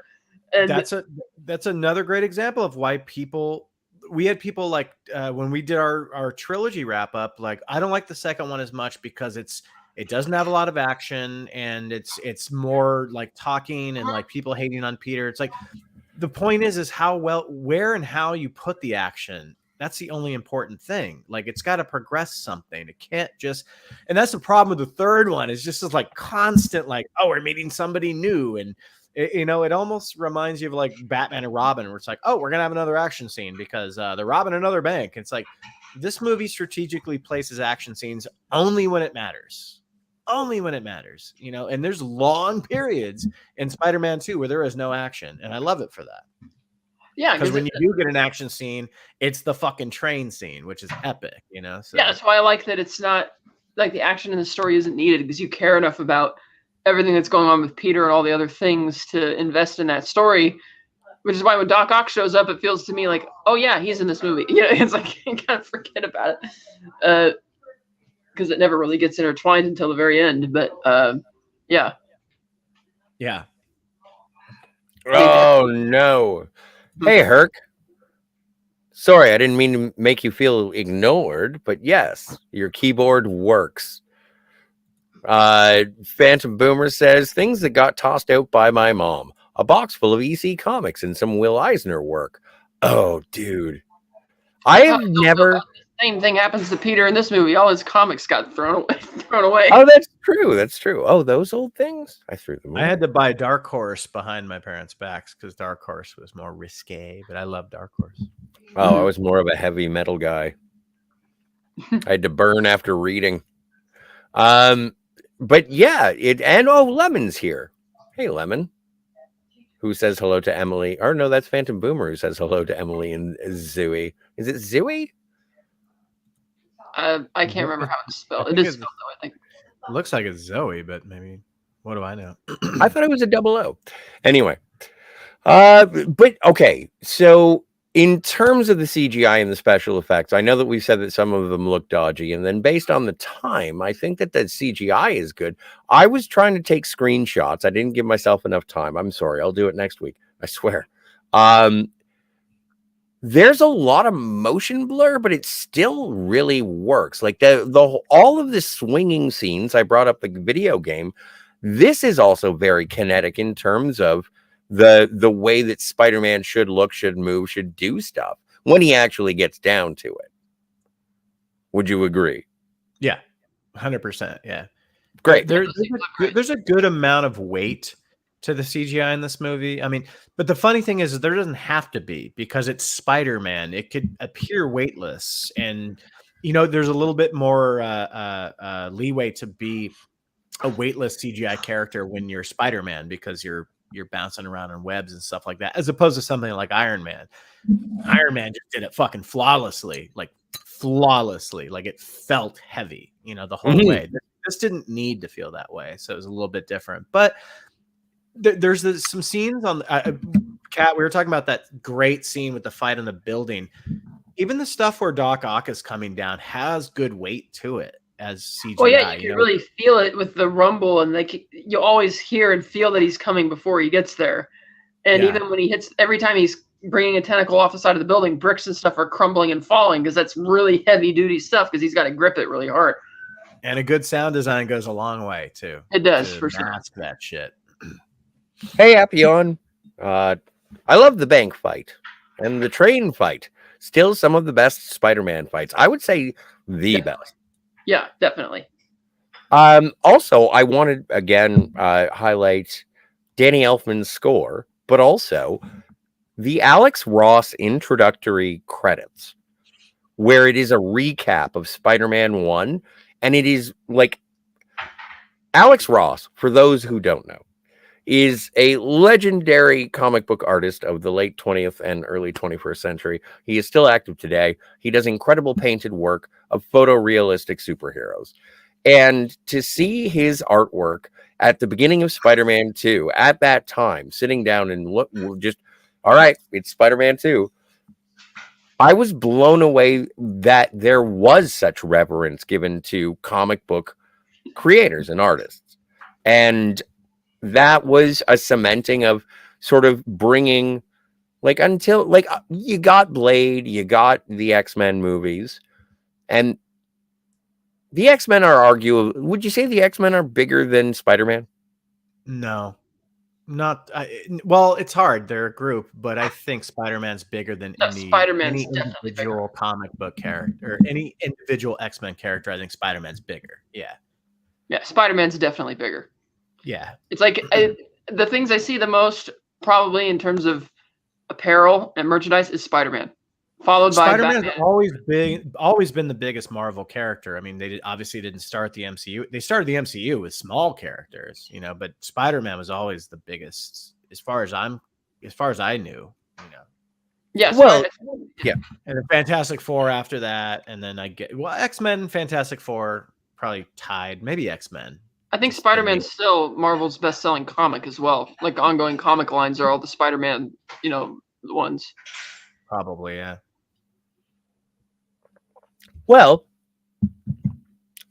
I think it also captured the zeitgeist a lot more. These first two movies did, because it was Spider-Man, and it was like a good adaptation Huh? of the comics as well. Like I Well, remember, you guys brought this up at you guys brought this up for the last week. It was just the perfect time. I know it's a horrible tragedy, the face of it, but coming out, a year after 9/11 or 8, 9, 10 months after 9/11, it really escalated this movie as like a New York, and they even added some scenes in the first one, which I'm sure you guys talked about with the "We love New York" and "We're You New mess with one Yorkers." of us. You mess with all of us. Yeah, all that shit was added. Yeah, I love that stuff though. But yeah, Well, no, I stole like Kat's line because it did have a zeitgeist thing to it, and I think a lot of that was a 9/11 thing. But and it does carry over in terms of the people, like there is that montage in the first one that it was like, oh yeah, he throws ropes and he saves people, and it's like, oh yeah, he's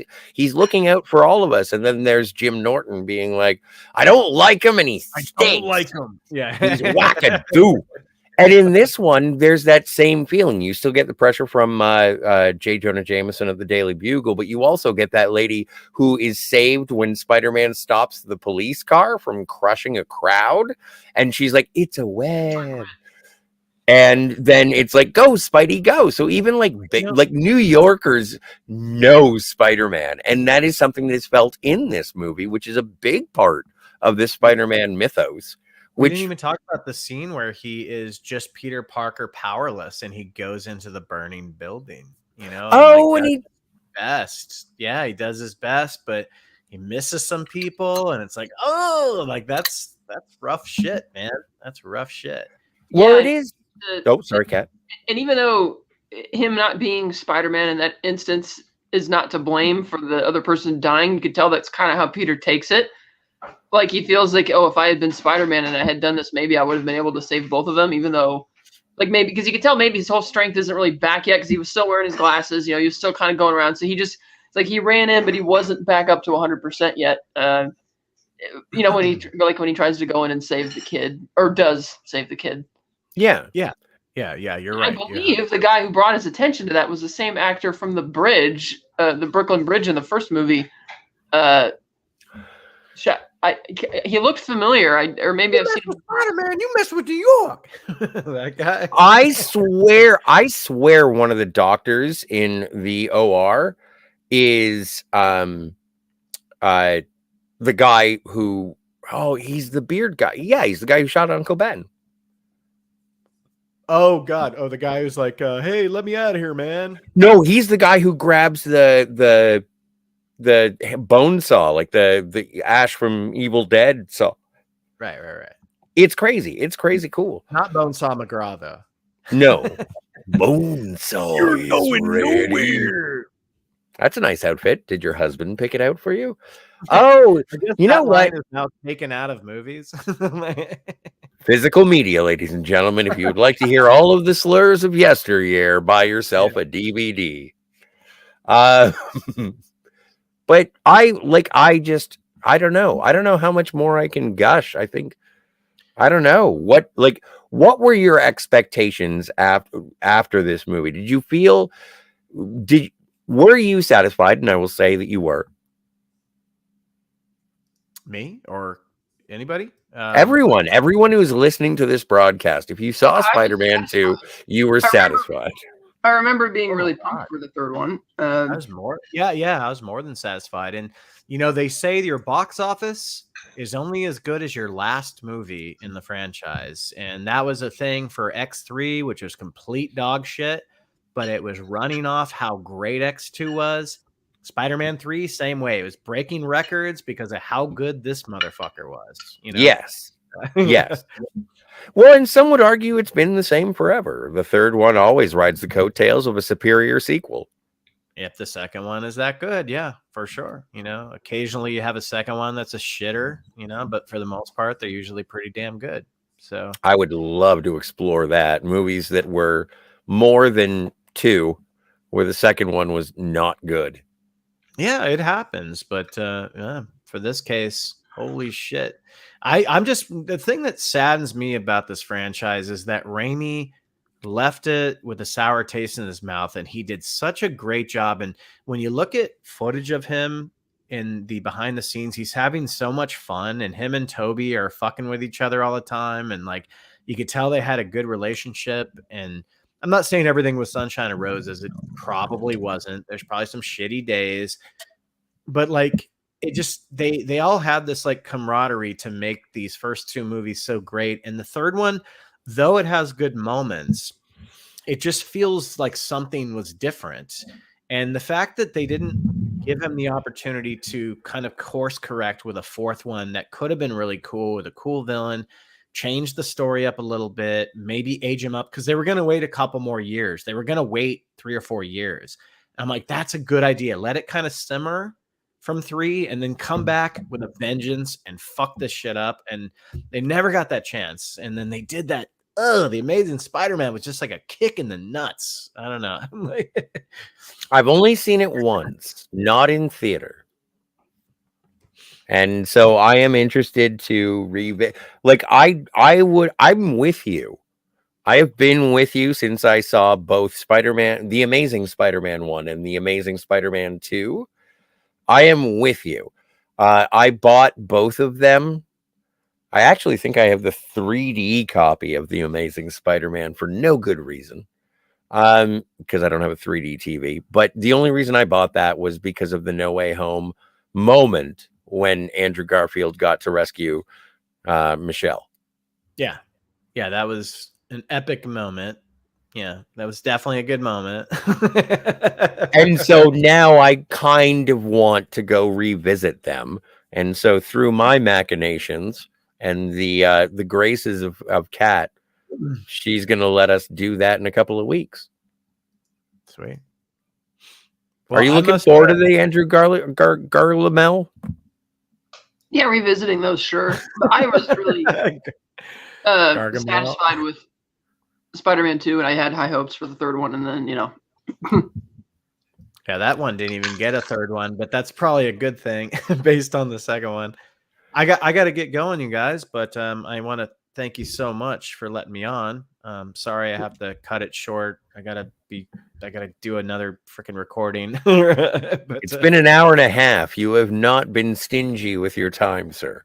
Thank you. But thank you guys for the invite. I was happy. This is one of my favorite comic book movies of all time. So I was very happy I was happy to be able to talk about it with you guys. It's such a great movie. It should be celebrated. 1 and 2, 3 to a certain extent.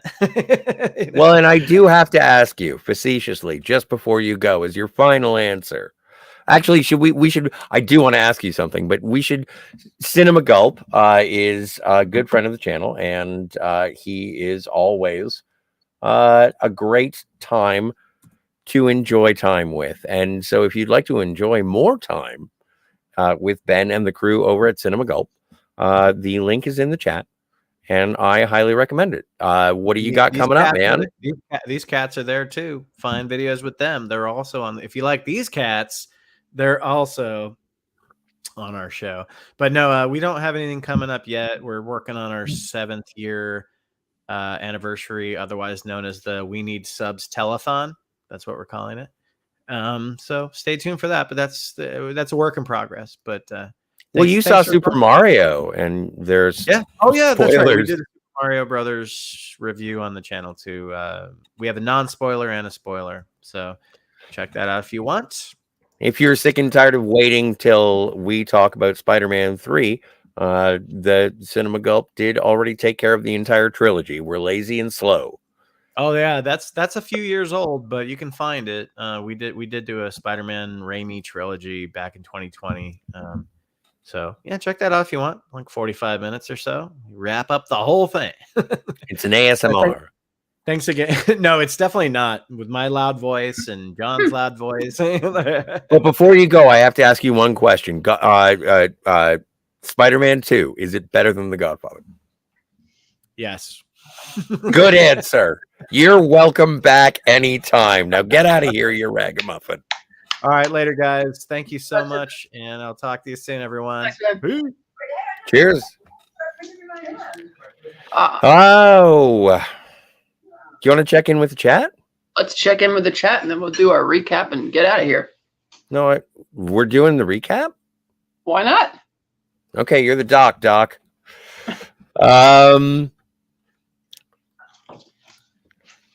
Appion says Spider-Man is so big Sony is trying to have a universe of his villains. Laugh out loud. I agree with the laughing out loud. Venom, Morbius, and then we are going to get Kraven the Hunter. Yeah, I don't approve of any Spider-Man villain movie without Spider-Man being in it. How do you feel? I actually thought Let There Be Carnage was a good movie. That was a fun popcorn movie, but is that on the shoulders of Woody Harrelson? Part of it, and him and Naomi Harris were really good in that. Their whole back and forth. I still haven't seen it. Oh, you haven't? I thought it was much better than the first one. I haven't seen that either. Yeah, I refuse to watch a Venom movie without Spider-Man in it. Well, there are Venom comics without Spider-Man in it. Plenty of them. I know. I didn't read those either. Okay. Appion says, "I love the Evil Dead style of the doc of scene." I'm assuming that means the OR. Yeah. Pardon me. Ben says goodbye. Oh, Daniel's Hot Topics. Switching over from DC to Marvel says, I hope we see Tobey Maguire's Spider-Man again in an MCU movie, maybe MCU Spider-Man 4. I mean, unless they open the multiverse door again, but I don't see that happening unless the events of Loki or whatever cause that to happen. But I don't think that's what they're trying to do with this. But maybe. Kat, can I nerd out just for one moment? Of course. Remember when did you ever see the Crisis on Infinite Earths on the CW where, John Cryer's Lex Luthor from whatever show that's from, ends up in Smallville world. And it's Smallville, Tom Welling and Erica Durance, and they live on a farm. And they show up and they're just there for a moment. And it made my heart so happy. Like, I'm not a huge Smallville fan, but just to see the reference, the member, whatever it is, just to see them together made me so happy. And they sort of had a little banter back and forth. And it's like, I don't need an entire special around them. Just a little nod is good enough sometimes. Mm-hmm. Do you prefer when you're revisiting, like on a scale from 1 to 10? Yeah. How excited are you to see Michael Keaton as Batman? That's the only question, not the quality of the movie. Just, are you going to go there just to see that? Yes, definitely. That's my only point of excitement for the Flash movie. So you're like a 10 out of 10 on seeing Michael Keaton as Batman. It's cool seeing Michael Keaton as Batman again. I would prefer if he were the primary focus of the movie, but well, they would call it Batman then. Yeah, but they're not. So it's like but that's the primary reason I'm interested in seeing it, is Michael Keaton's back as Batman in what seems to be a substantial role. You know, Ezra Miller is a role model of mine. You don't need to go down this avenue of reference. No, DC. We should get back to Marvel. Yeah. Anyway, and Appion, and that's the thing. Lots of fun cameos and fan service on the Crisis of Infinite Earths. It was a crossover of the entire CW. If you're a DC fan, I would say check it out. A lot of people punked on it, and rightly so, I suppose. But it is kind of, mostly. Who was that lady who played Batwoman in the first season? I don't know. We're trying to get back the Marvel and Spider-Man 2 here. We are. Thank you. Well, this film begins with Peter having to deliver a pizza to this high-rise building, and like Mr. Aziz says, like 8 pizzas. If you don't get it done this time, you're fired. So you better get your ass moving. So he takes off on his bike, but then things happen. Kids get involved in the street, and he has to save them. And he sees cops chasing people. He gets involved with that, feeling like he has to do something. And as a result, he gets the pizza delivered a few minutes late. And the the desk clerk or whatever said, I'm not paying for those, chewing her gum and looking at the clock. So Peter leaves. He goes back, and Mr. Aziz is like, Peter, my Joe's 29-minute guarantee is a promise. And Mr. Aziz, there was an incident. And he says there was a disturbance, is what he always says. That's it. He's like, Mr. Aziz, he's like, look, Peter, Joe's 29-minute guarantee is a promise. I know promises mean nothing to you, but it means something to me. You're fired. He's like, give me another chance. And then he just walks up and rips the sticker off the helmet. Then meanwhile, we see that MJ has her play, The Importance of Being Earnest, and how Peter misses the show. He was supposed to be there, and she's kind of annoyed by that. And we have Peter's birthday party where Harry's kind of nagging on him about Spider-Man. And I love how Aunt May just immediately changes gears in the conversation. It's like, the less we see of Batman, the better. And they get back on point talking about it, and Harry kind of keeps pushing the point, and Peter's like, can we talk about this later? So the party goes on, and Aunt May eventually wakes up and everybody else is gone, and Peter points out that he's seen the foreclosure notice that she received. And she's like, well, everybody's behind. It's not a big deal. I don't really want to talk about this anymore. And she tries to give him the $20. You have that great scene where she's like, Christ's sake, it's not much. Just take it. And you need it more than me. And he's kind of upset about that, and he leaves. A storyline, come to think of it, that's never really resolved in the movie. It's like the last we'll see of hers when she's packing up the boxes when she's moving out. But as we'll get to that later. So he leaves.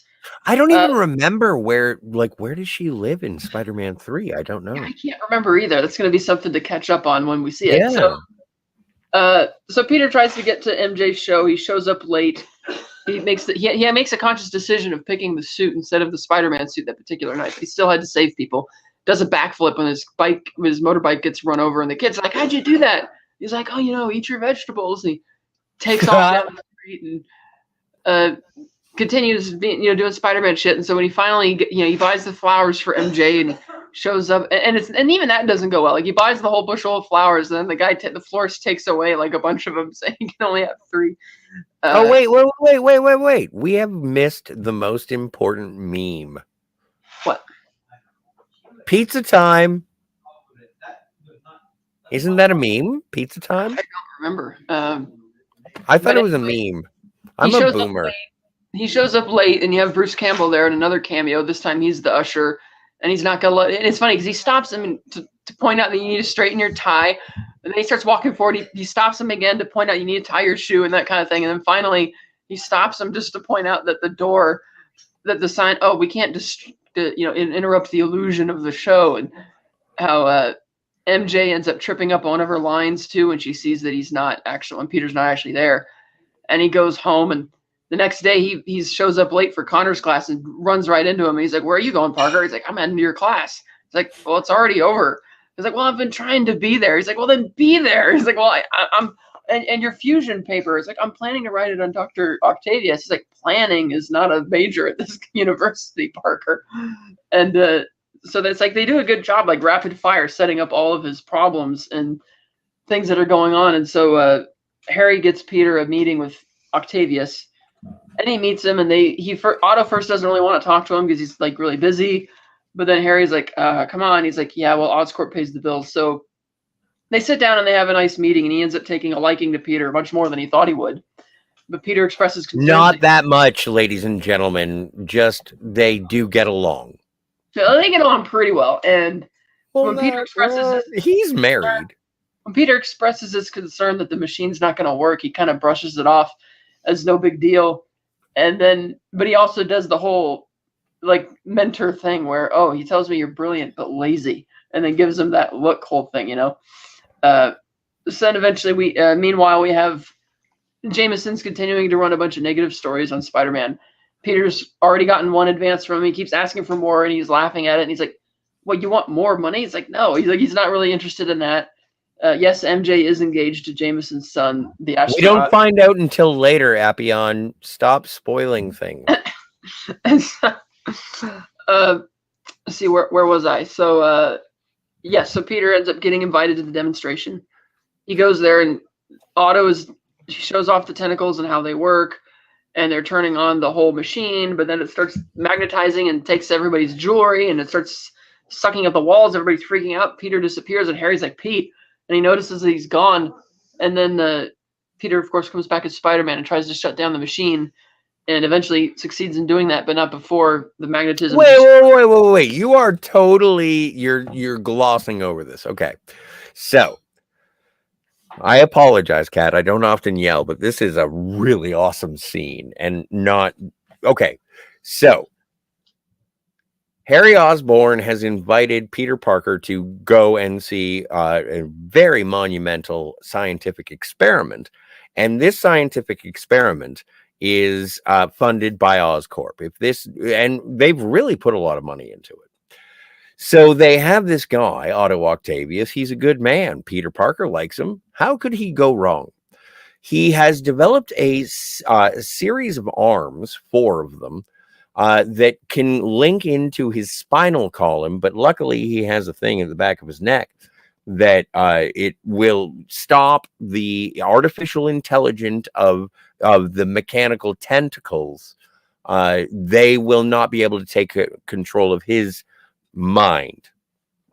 He's got this thing. Anyway, he's married to Rosie. She's there. And so is Daniel Day Kim. They get some tritium, which was provided by Oscorp, and the tritium is very rare. Think of, what's the thing from Wakanda? The metal?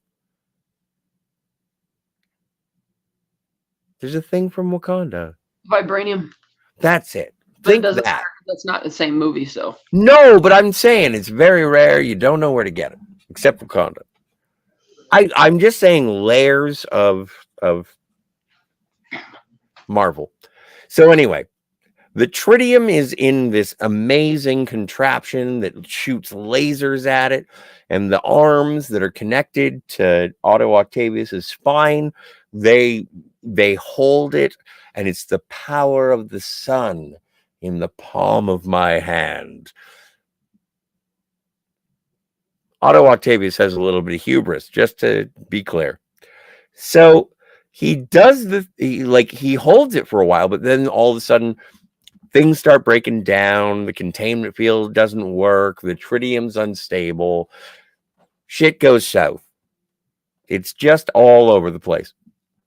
Then Spider-Man shows up because Peter Parker was there. I must remind you, he was there. Saves Harry Osborn from like a flying, exploding computer thing. And Harry says, this doesn't change anything. Anyway, so Peter, while this is all happening, everything's magnetized. So everything's coming in. The windows break because they have metal frames. And the glass breaks and it goes right towards Rosie. Kills her with glass in the face. So Otto is upset. He's also lost the inhibitor to his artificial intelligence tentacles. I almost made it through it, Kat. And he freaks out. Spider-Man pulls out the power source of the computers. And then the tritium explodes. And no one sent any thank you cards. What's his name? Harry Osborn comes out of the building and he says, I'm ruined. There's nothing left except for revenge on Spider-Man. Otto Octavius is taken to the hospital. And Peter Parker is left to wonder.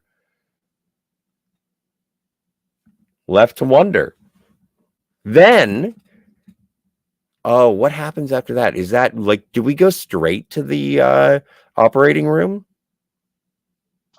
Yeah, we go straight to there. And I also noticed that Harry doesn't seem to wonder where Peter went.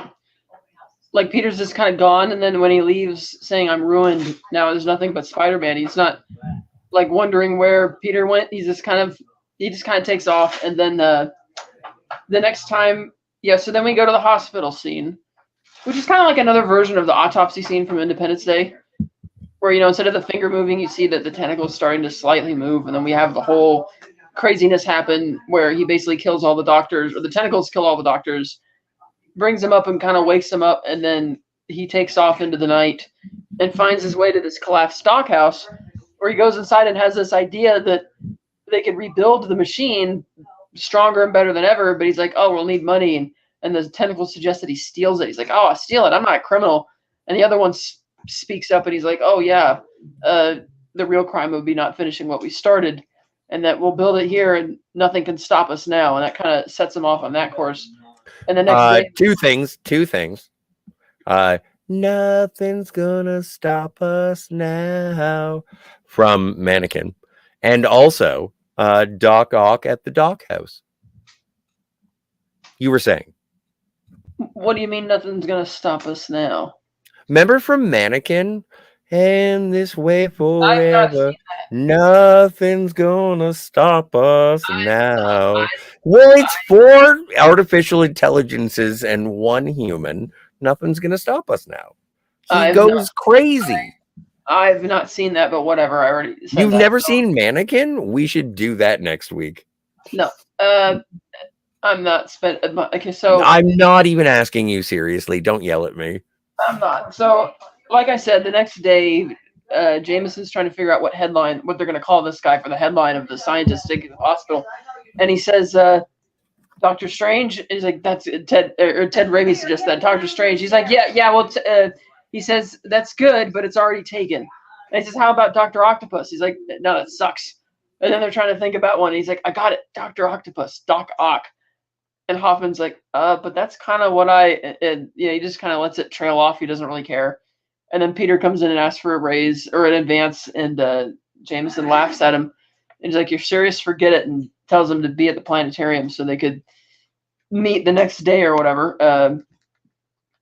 Meanwhile, What happened? So I'm trying to figure it out. I can't really put all these scenes in order. So basically, Peter misses the play a few more times and tries to make her leaving a long phone message, and she's not having it. And John Jameson? Are we at John Jameson yet? Not yet, but Harry's still upset, and Aunt May is still trying to figure out how to make ends meet. And they go to the bank at one point, and they're trying to use Uncle Ben's life insurance policy as help with extra collateral to refinance the house, and that doesn't work. John Winger is there. What? John Winger is there. Who? John Winger from Community. That doesn't tell me anything. So, so Doc Ock shows up, and like we talked about the bank heist scene and how that goes, and Peter runs off immediately, and Joel McHale was like, "Oh, some boy you got there, some real gem you got," because he takes off, and when he tries to steal some of the money, she like hits him with her cane.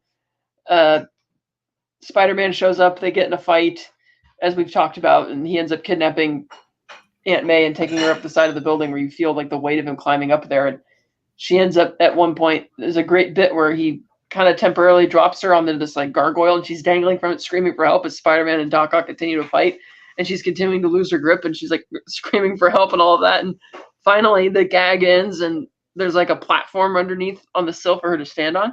Yeah, totally. She looks up, and the thing that her cane was grabbing onto was a statue of like an angel, and she says, "Oh, thank you." And but then Doc Ock comes back like a minute later and grabs her, and he's waiting for Spider-Man to jump across the chasm at him, and he's got his tentacle ready to go with a sharp spike on it. With the knife, yeah. And Aunt May's like, "Oh, shame on you," and she waits for him to spike it forward, and then she just smacks him upside the head with it, causing him to drop her, but saving Spider-Man.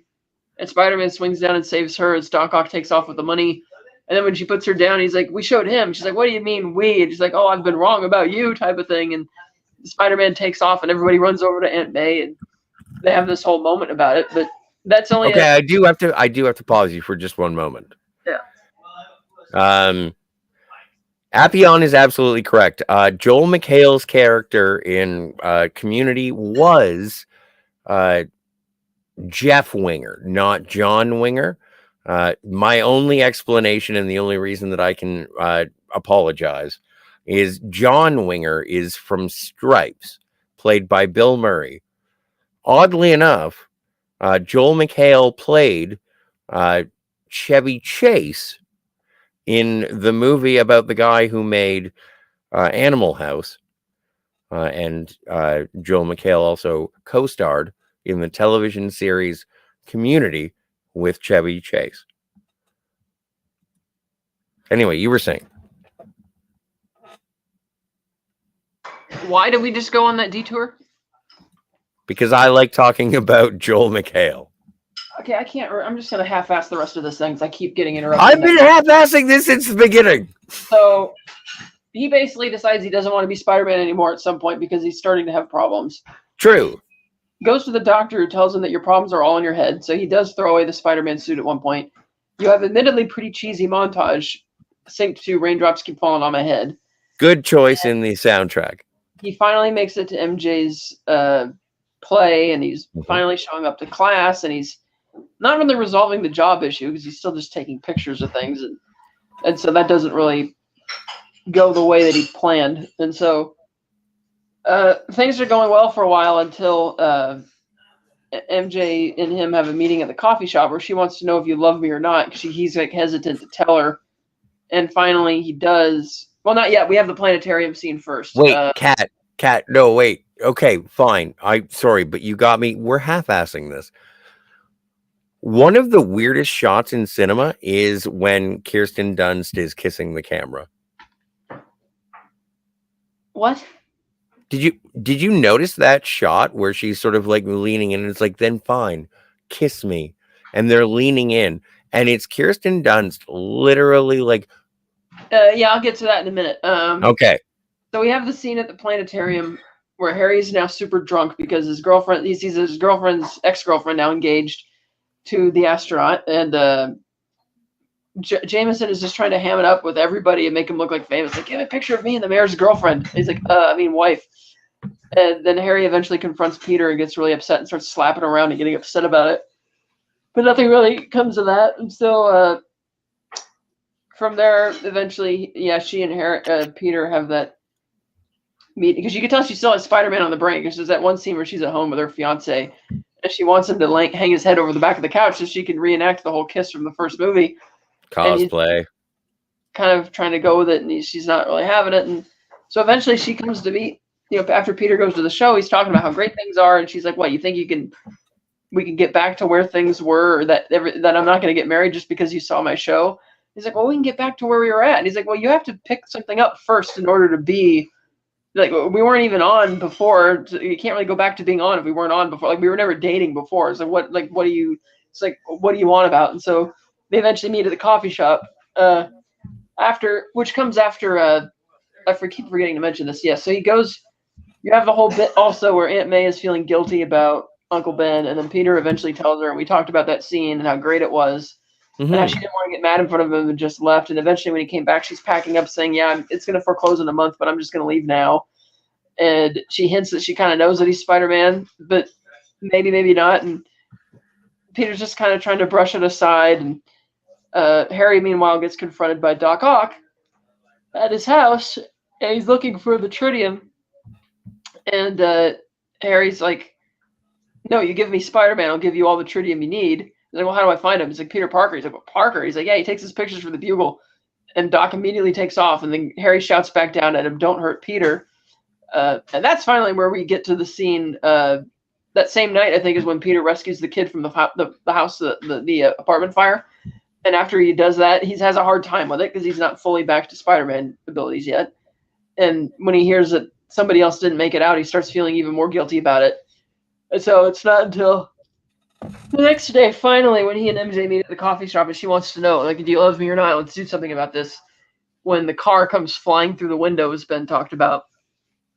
And Doc Ock is there, and he kidnaps. And it's funny because Peter knows what's coming. You can see his sense starting to come back, but he doesn't tell MJ to run or anything. And then Doc Ock decides to kidnap her, and he's like, you find Spider-Man for me or I'll peel the flesh off her bones. And I think he kidnaps her simply because he's like, no bullshitting, I'm in a rush. And I'm not going to wait for you to try and get out of the city. I'm just going to kidnap her now, and that's what I'm doing. But also, in terms of the reclamation of the powers of Spider-Man, it's have focus on what I really want.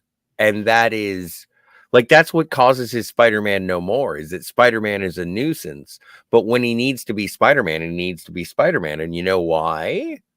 Because with great power comes great responsibility. It's one of those things that, like, we're shown Peter, like, not told, shown Peter rejecting with great power comes responsibility, because it was his uncle's edict. It was his responsibility and his ability to use his powers. And I think that he does get his Spidey sense back and rescues Mary Jane in the cafe. And that's when he's like, all right. And once again, Peter Parker's powers present themselves in a pack of pickled peppers when he is like confronted with girls, specifically Mary Jane.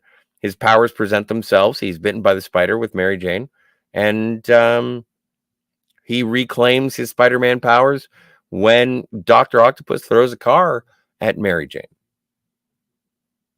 Anyway, so he takes her. Doc Ock goes to the Doc house to take her away, and Peter, that's when he starts getting mad, and that's when he notices that he doesn't need his glasses anymore, and that he's like, basically back. And so we had that bit that we talked about earlier where the garbage man gave Jameson the he gave him the Spider-Man suit while Jameson was on the phone worrying about how expensive the food was going to be for the upcoming wedding. And so he gives him the suit. The garbage guy gave him the suit, and so he has since pinned it up on the wall. And so Spider-Man comes back, and as we talked about with Ben, Jameson seemingly coming to his senses after hearing that his soon-to-be daughter-in-law has been kidnapped. And no sooner than Spider-Man steals the suit back does he kind of get angry and just revert back to old Jameson like a cartoon character. Which is great. Yeah, and then you have the big showdown at the clock tower, which quickly spills into the whole train fight, and excellent choreography and cinematography in that fight sequence. One of the best, as we talked about. He gets his mask off, and nobody even seems to care. Film Lamar has a cameo here as well as one of the guys on the train as well. And when Peter loses his mask, nobody cares. He eventually stops the train after Doc Ock severs the brakes. They help save him from falling because he's just totally ready to pass out from that intense effort that he made. Anyway, long story short, they all see that Spider-Man's a kid, and they're going to keep the secret. And so he puts the mask back on, and that's when Doc Ock shows up, and everybody's like, you want to get to Spider-Man, you have to go through me and me and me.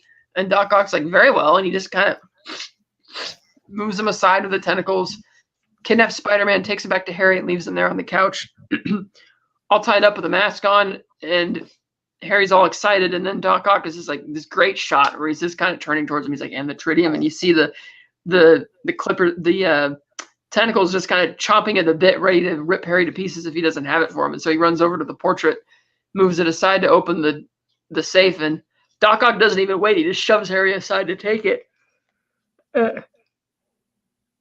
And very gracefully, like a ghost, just disappears out the window, silent, just completely silent, just gone. And Harry goes back to Spider-Man. He takes the dagger. That great moment from the trailer. He's like, time to see who's behind the mask. And when he pulls the mask off, he's just horrified, drops the knife and collapses and can't believe it. And Peter's just like having none of this and rips the bindings off. He's like, he's got Mary Jane. He's like, no, he just wanted the tritium. He's like, but he took her. And he's like, where is he? He's like, Peter, how could you? And that was the one moment where I was really sympathetic towards Harry, because that's obviously a really shell-shocked moment for him to find that out. And he's like, Peter, and then for Peter to just say, there's bigger things happening right now than you and me, which, while true, not a great thing to hear. And so he tells him, pardon me.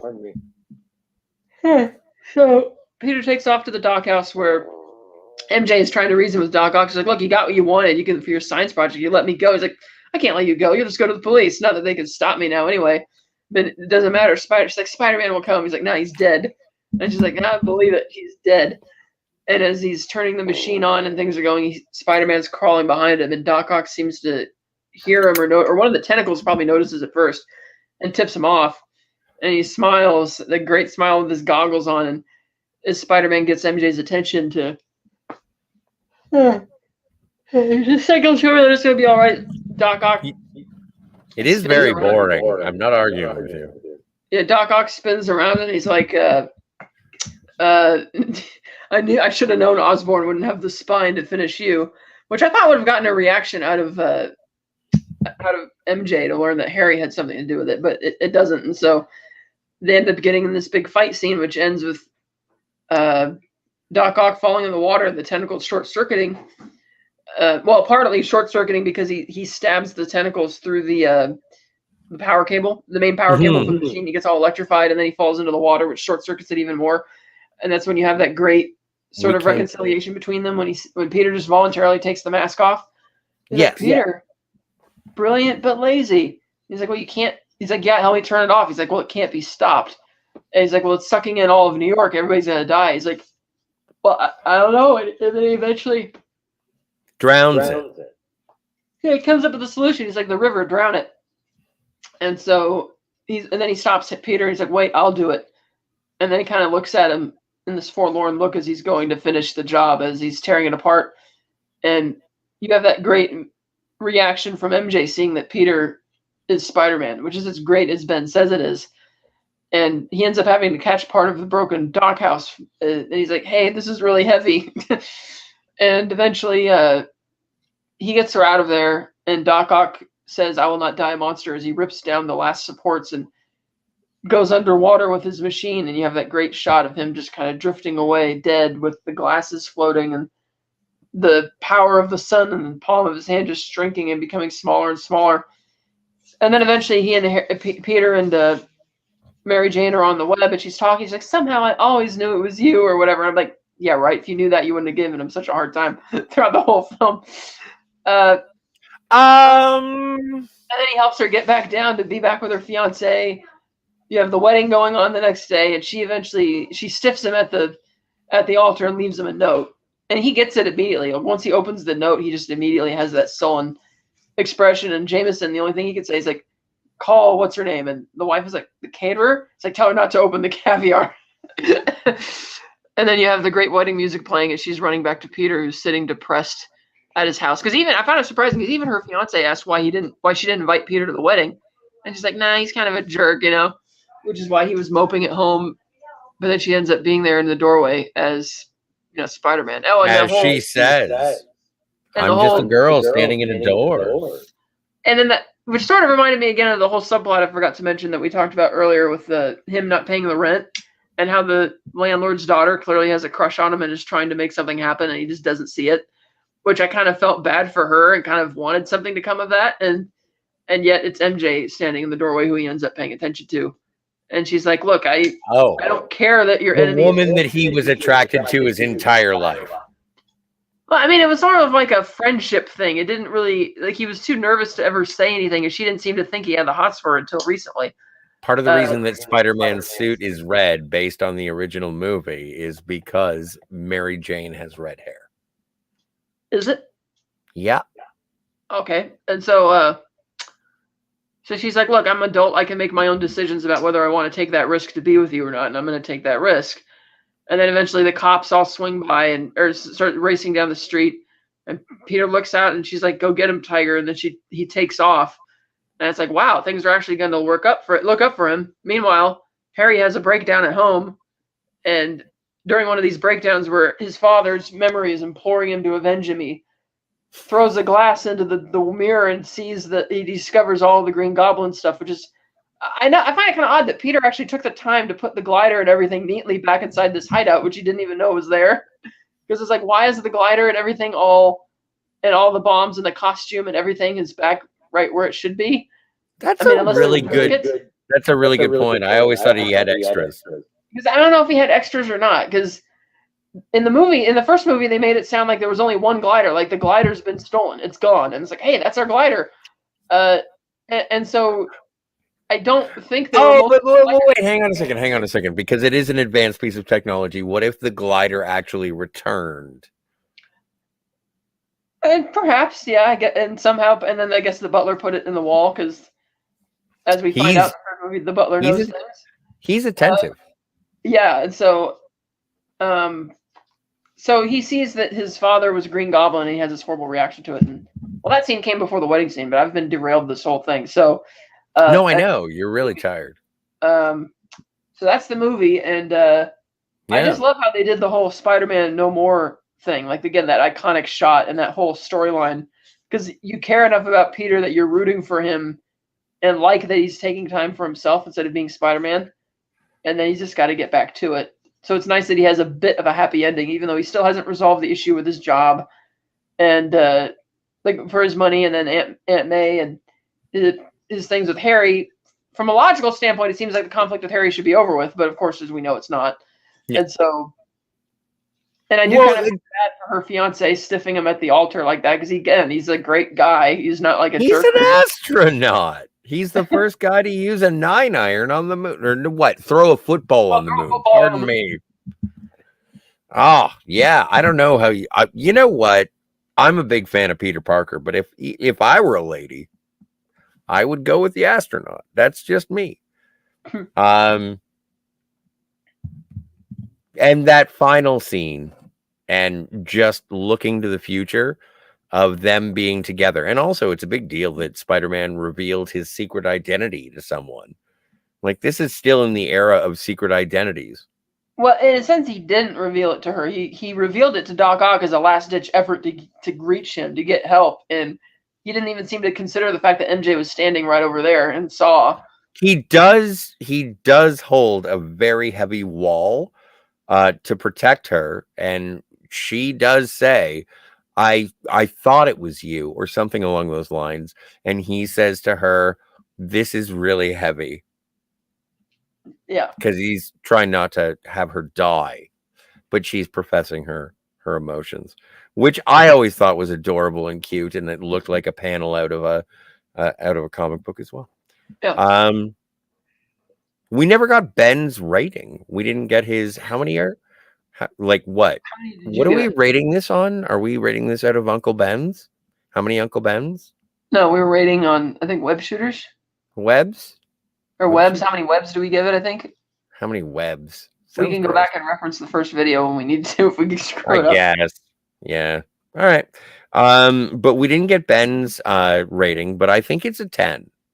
Yeah. I'm gonna speak for Ben, and I'm gonna say it's a 10. Actually, you know what? If I'm speaking for Ben, I'm gonna say it's a 9. Okay, what do you give it? 10. A 10? I give it a 9.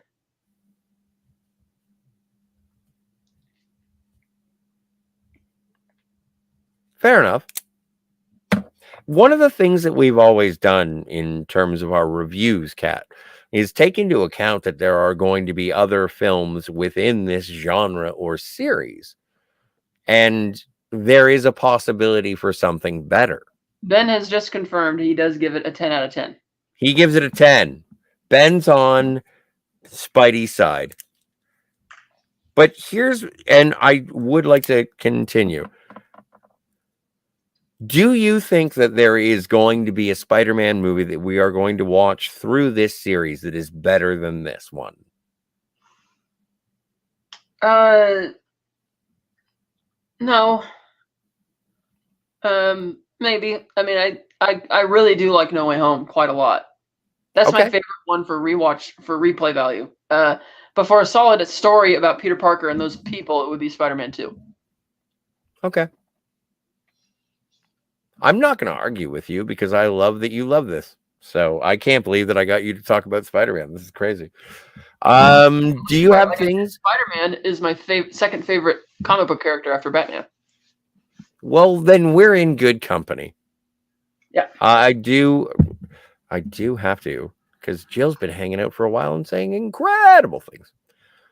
Jill says the movie suggests Peter's lost powers are psychological, but then he magically regains them right when he decides to sacrifice not being with MJ and try to be Spider-Man again. Great fire scene though.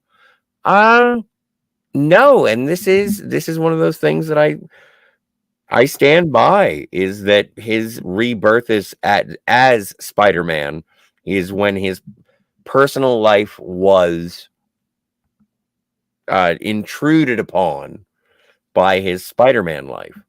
Like Harry told Otto where to get Peter or who to pay attention to or whatever, because he has Jurassic Park legs and he sneaks well. But like it's something where even if I'm not Spider-Man, people are still going to come after me. The mask helps, but it's not a get out of jail free card.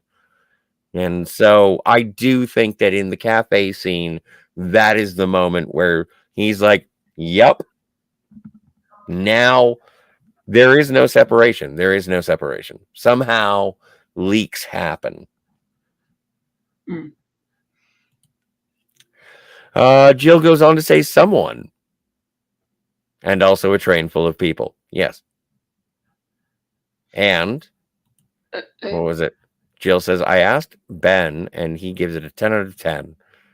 And Jill says that you were, well, Jill, what do you give?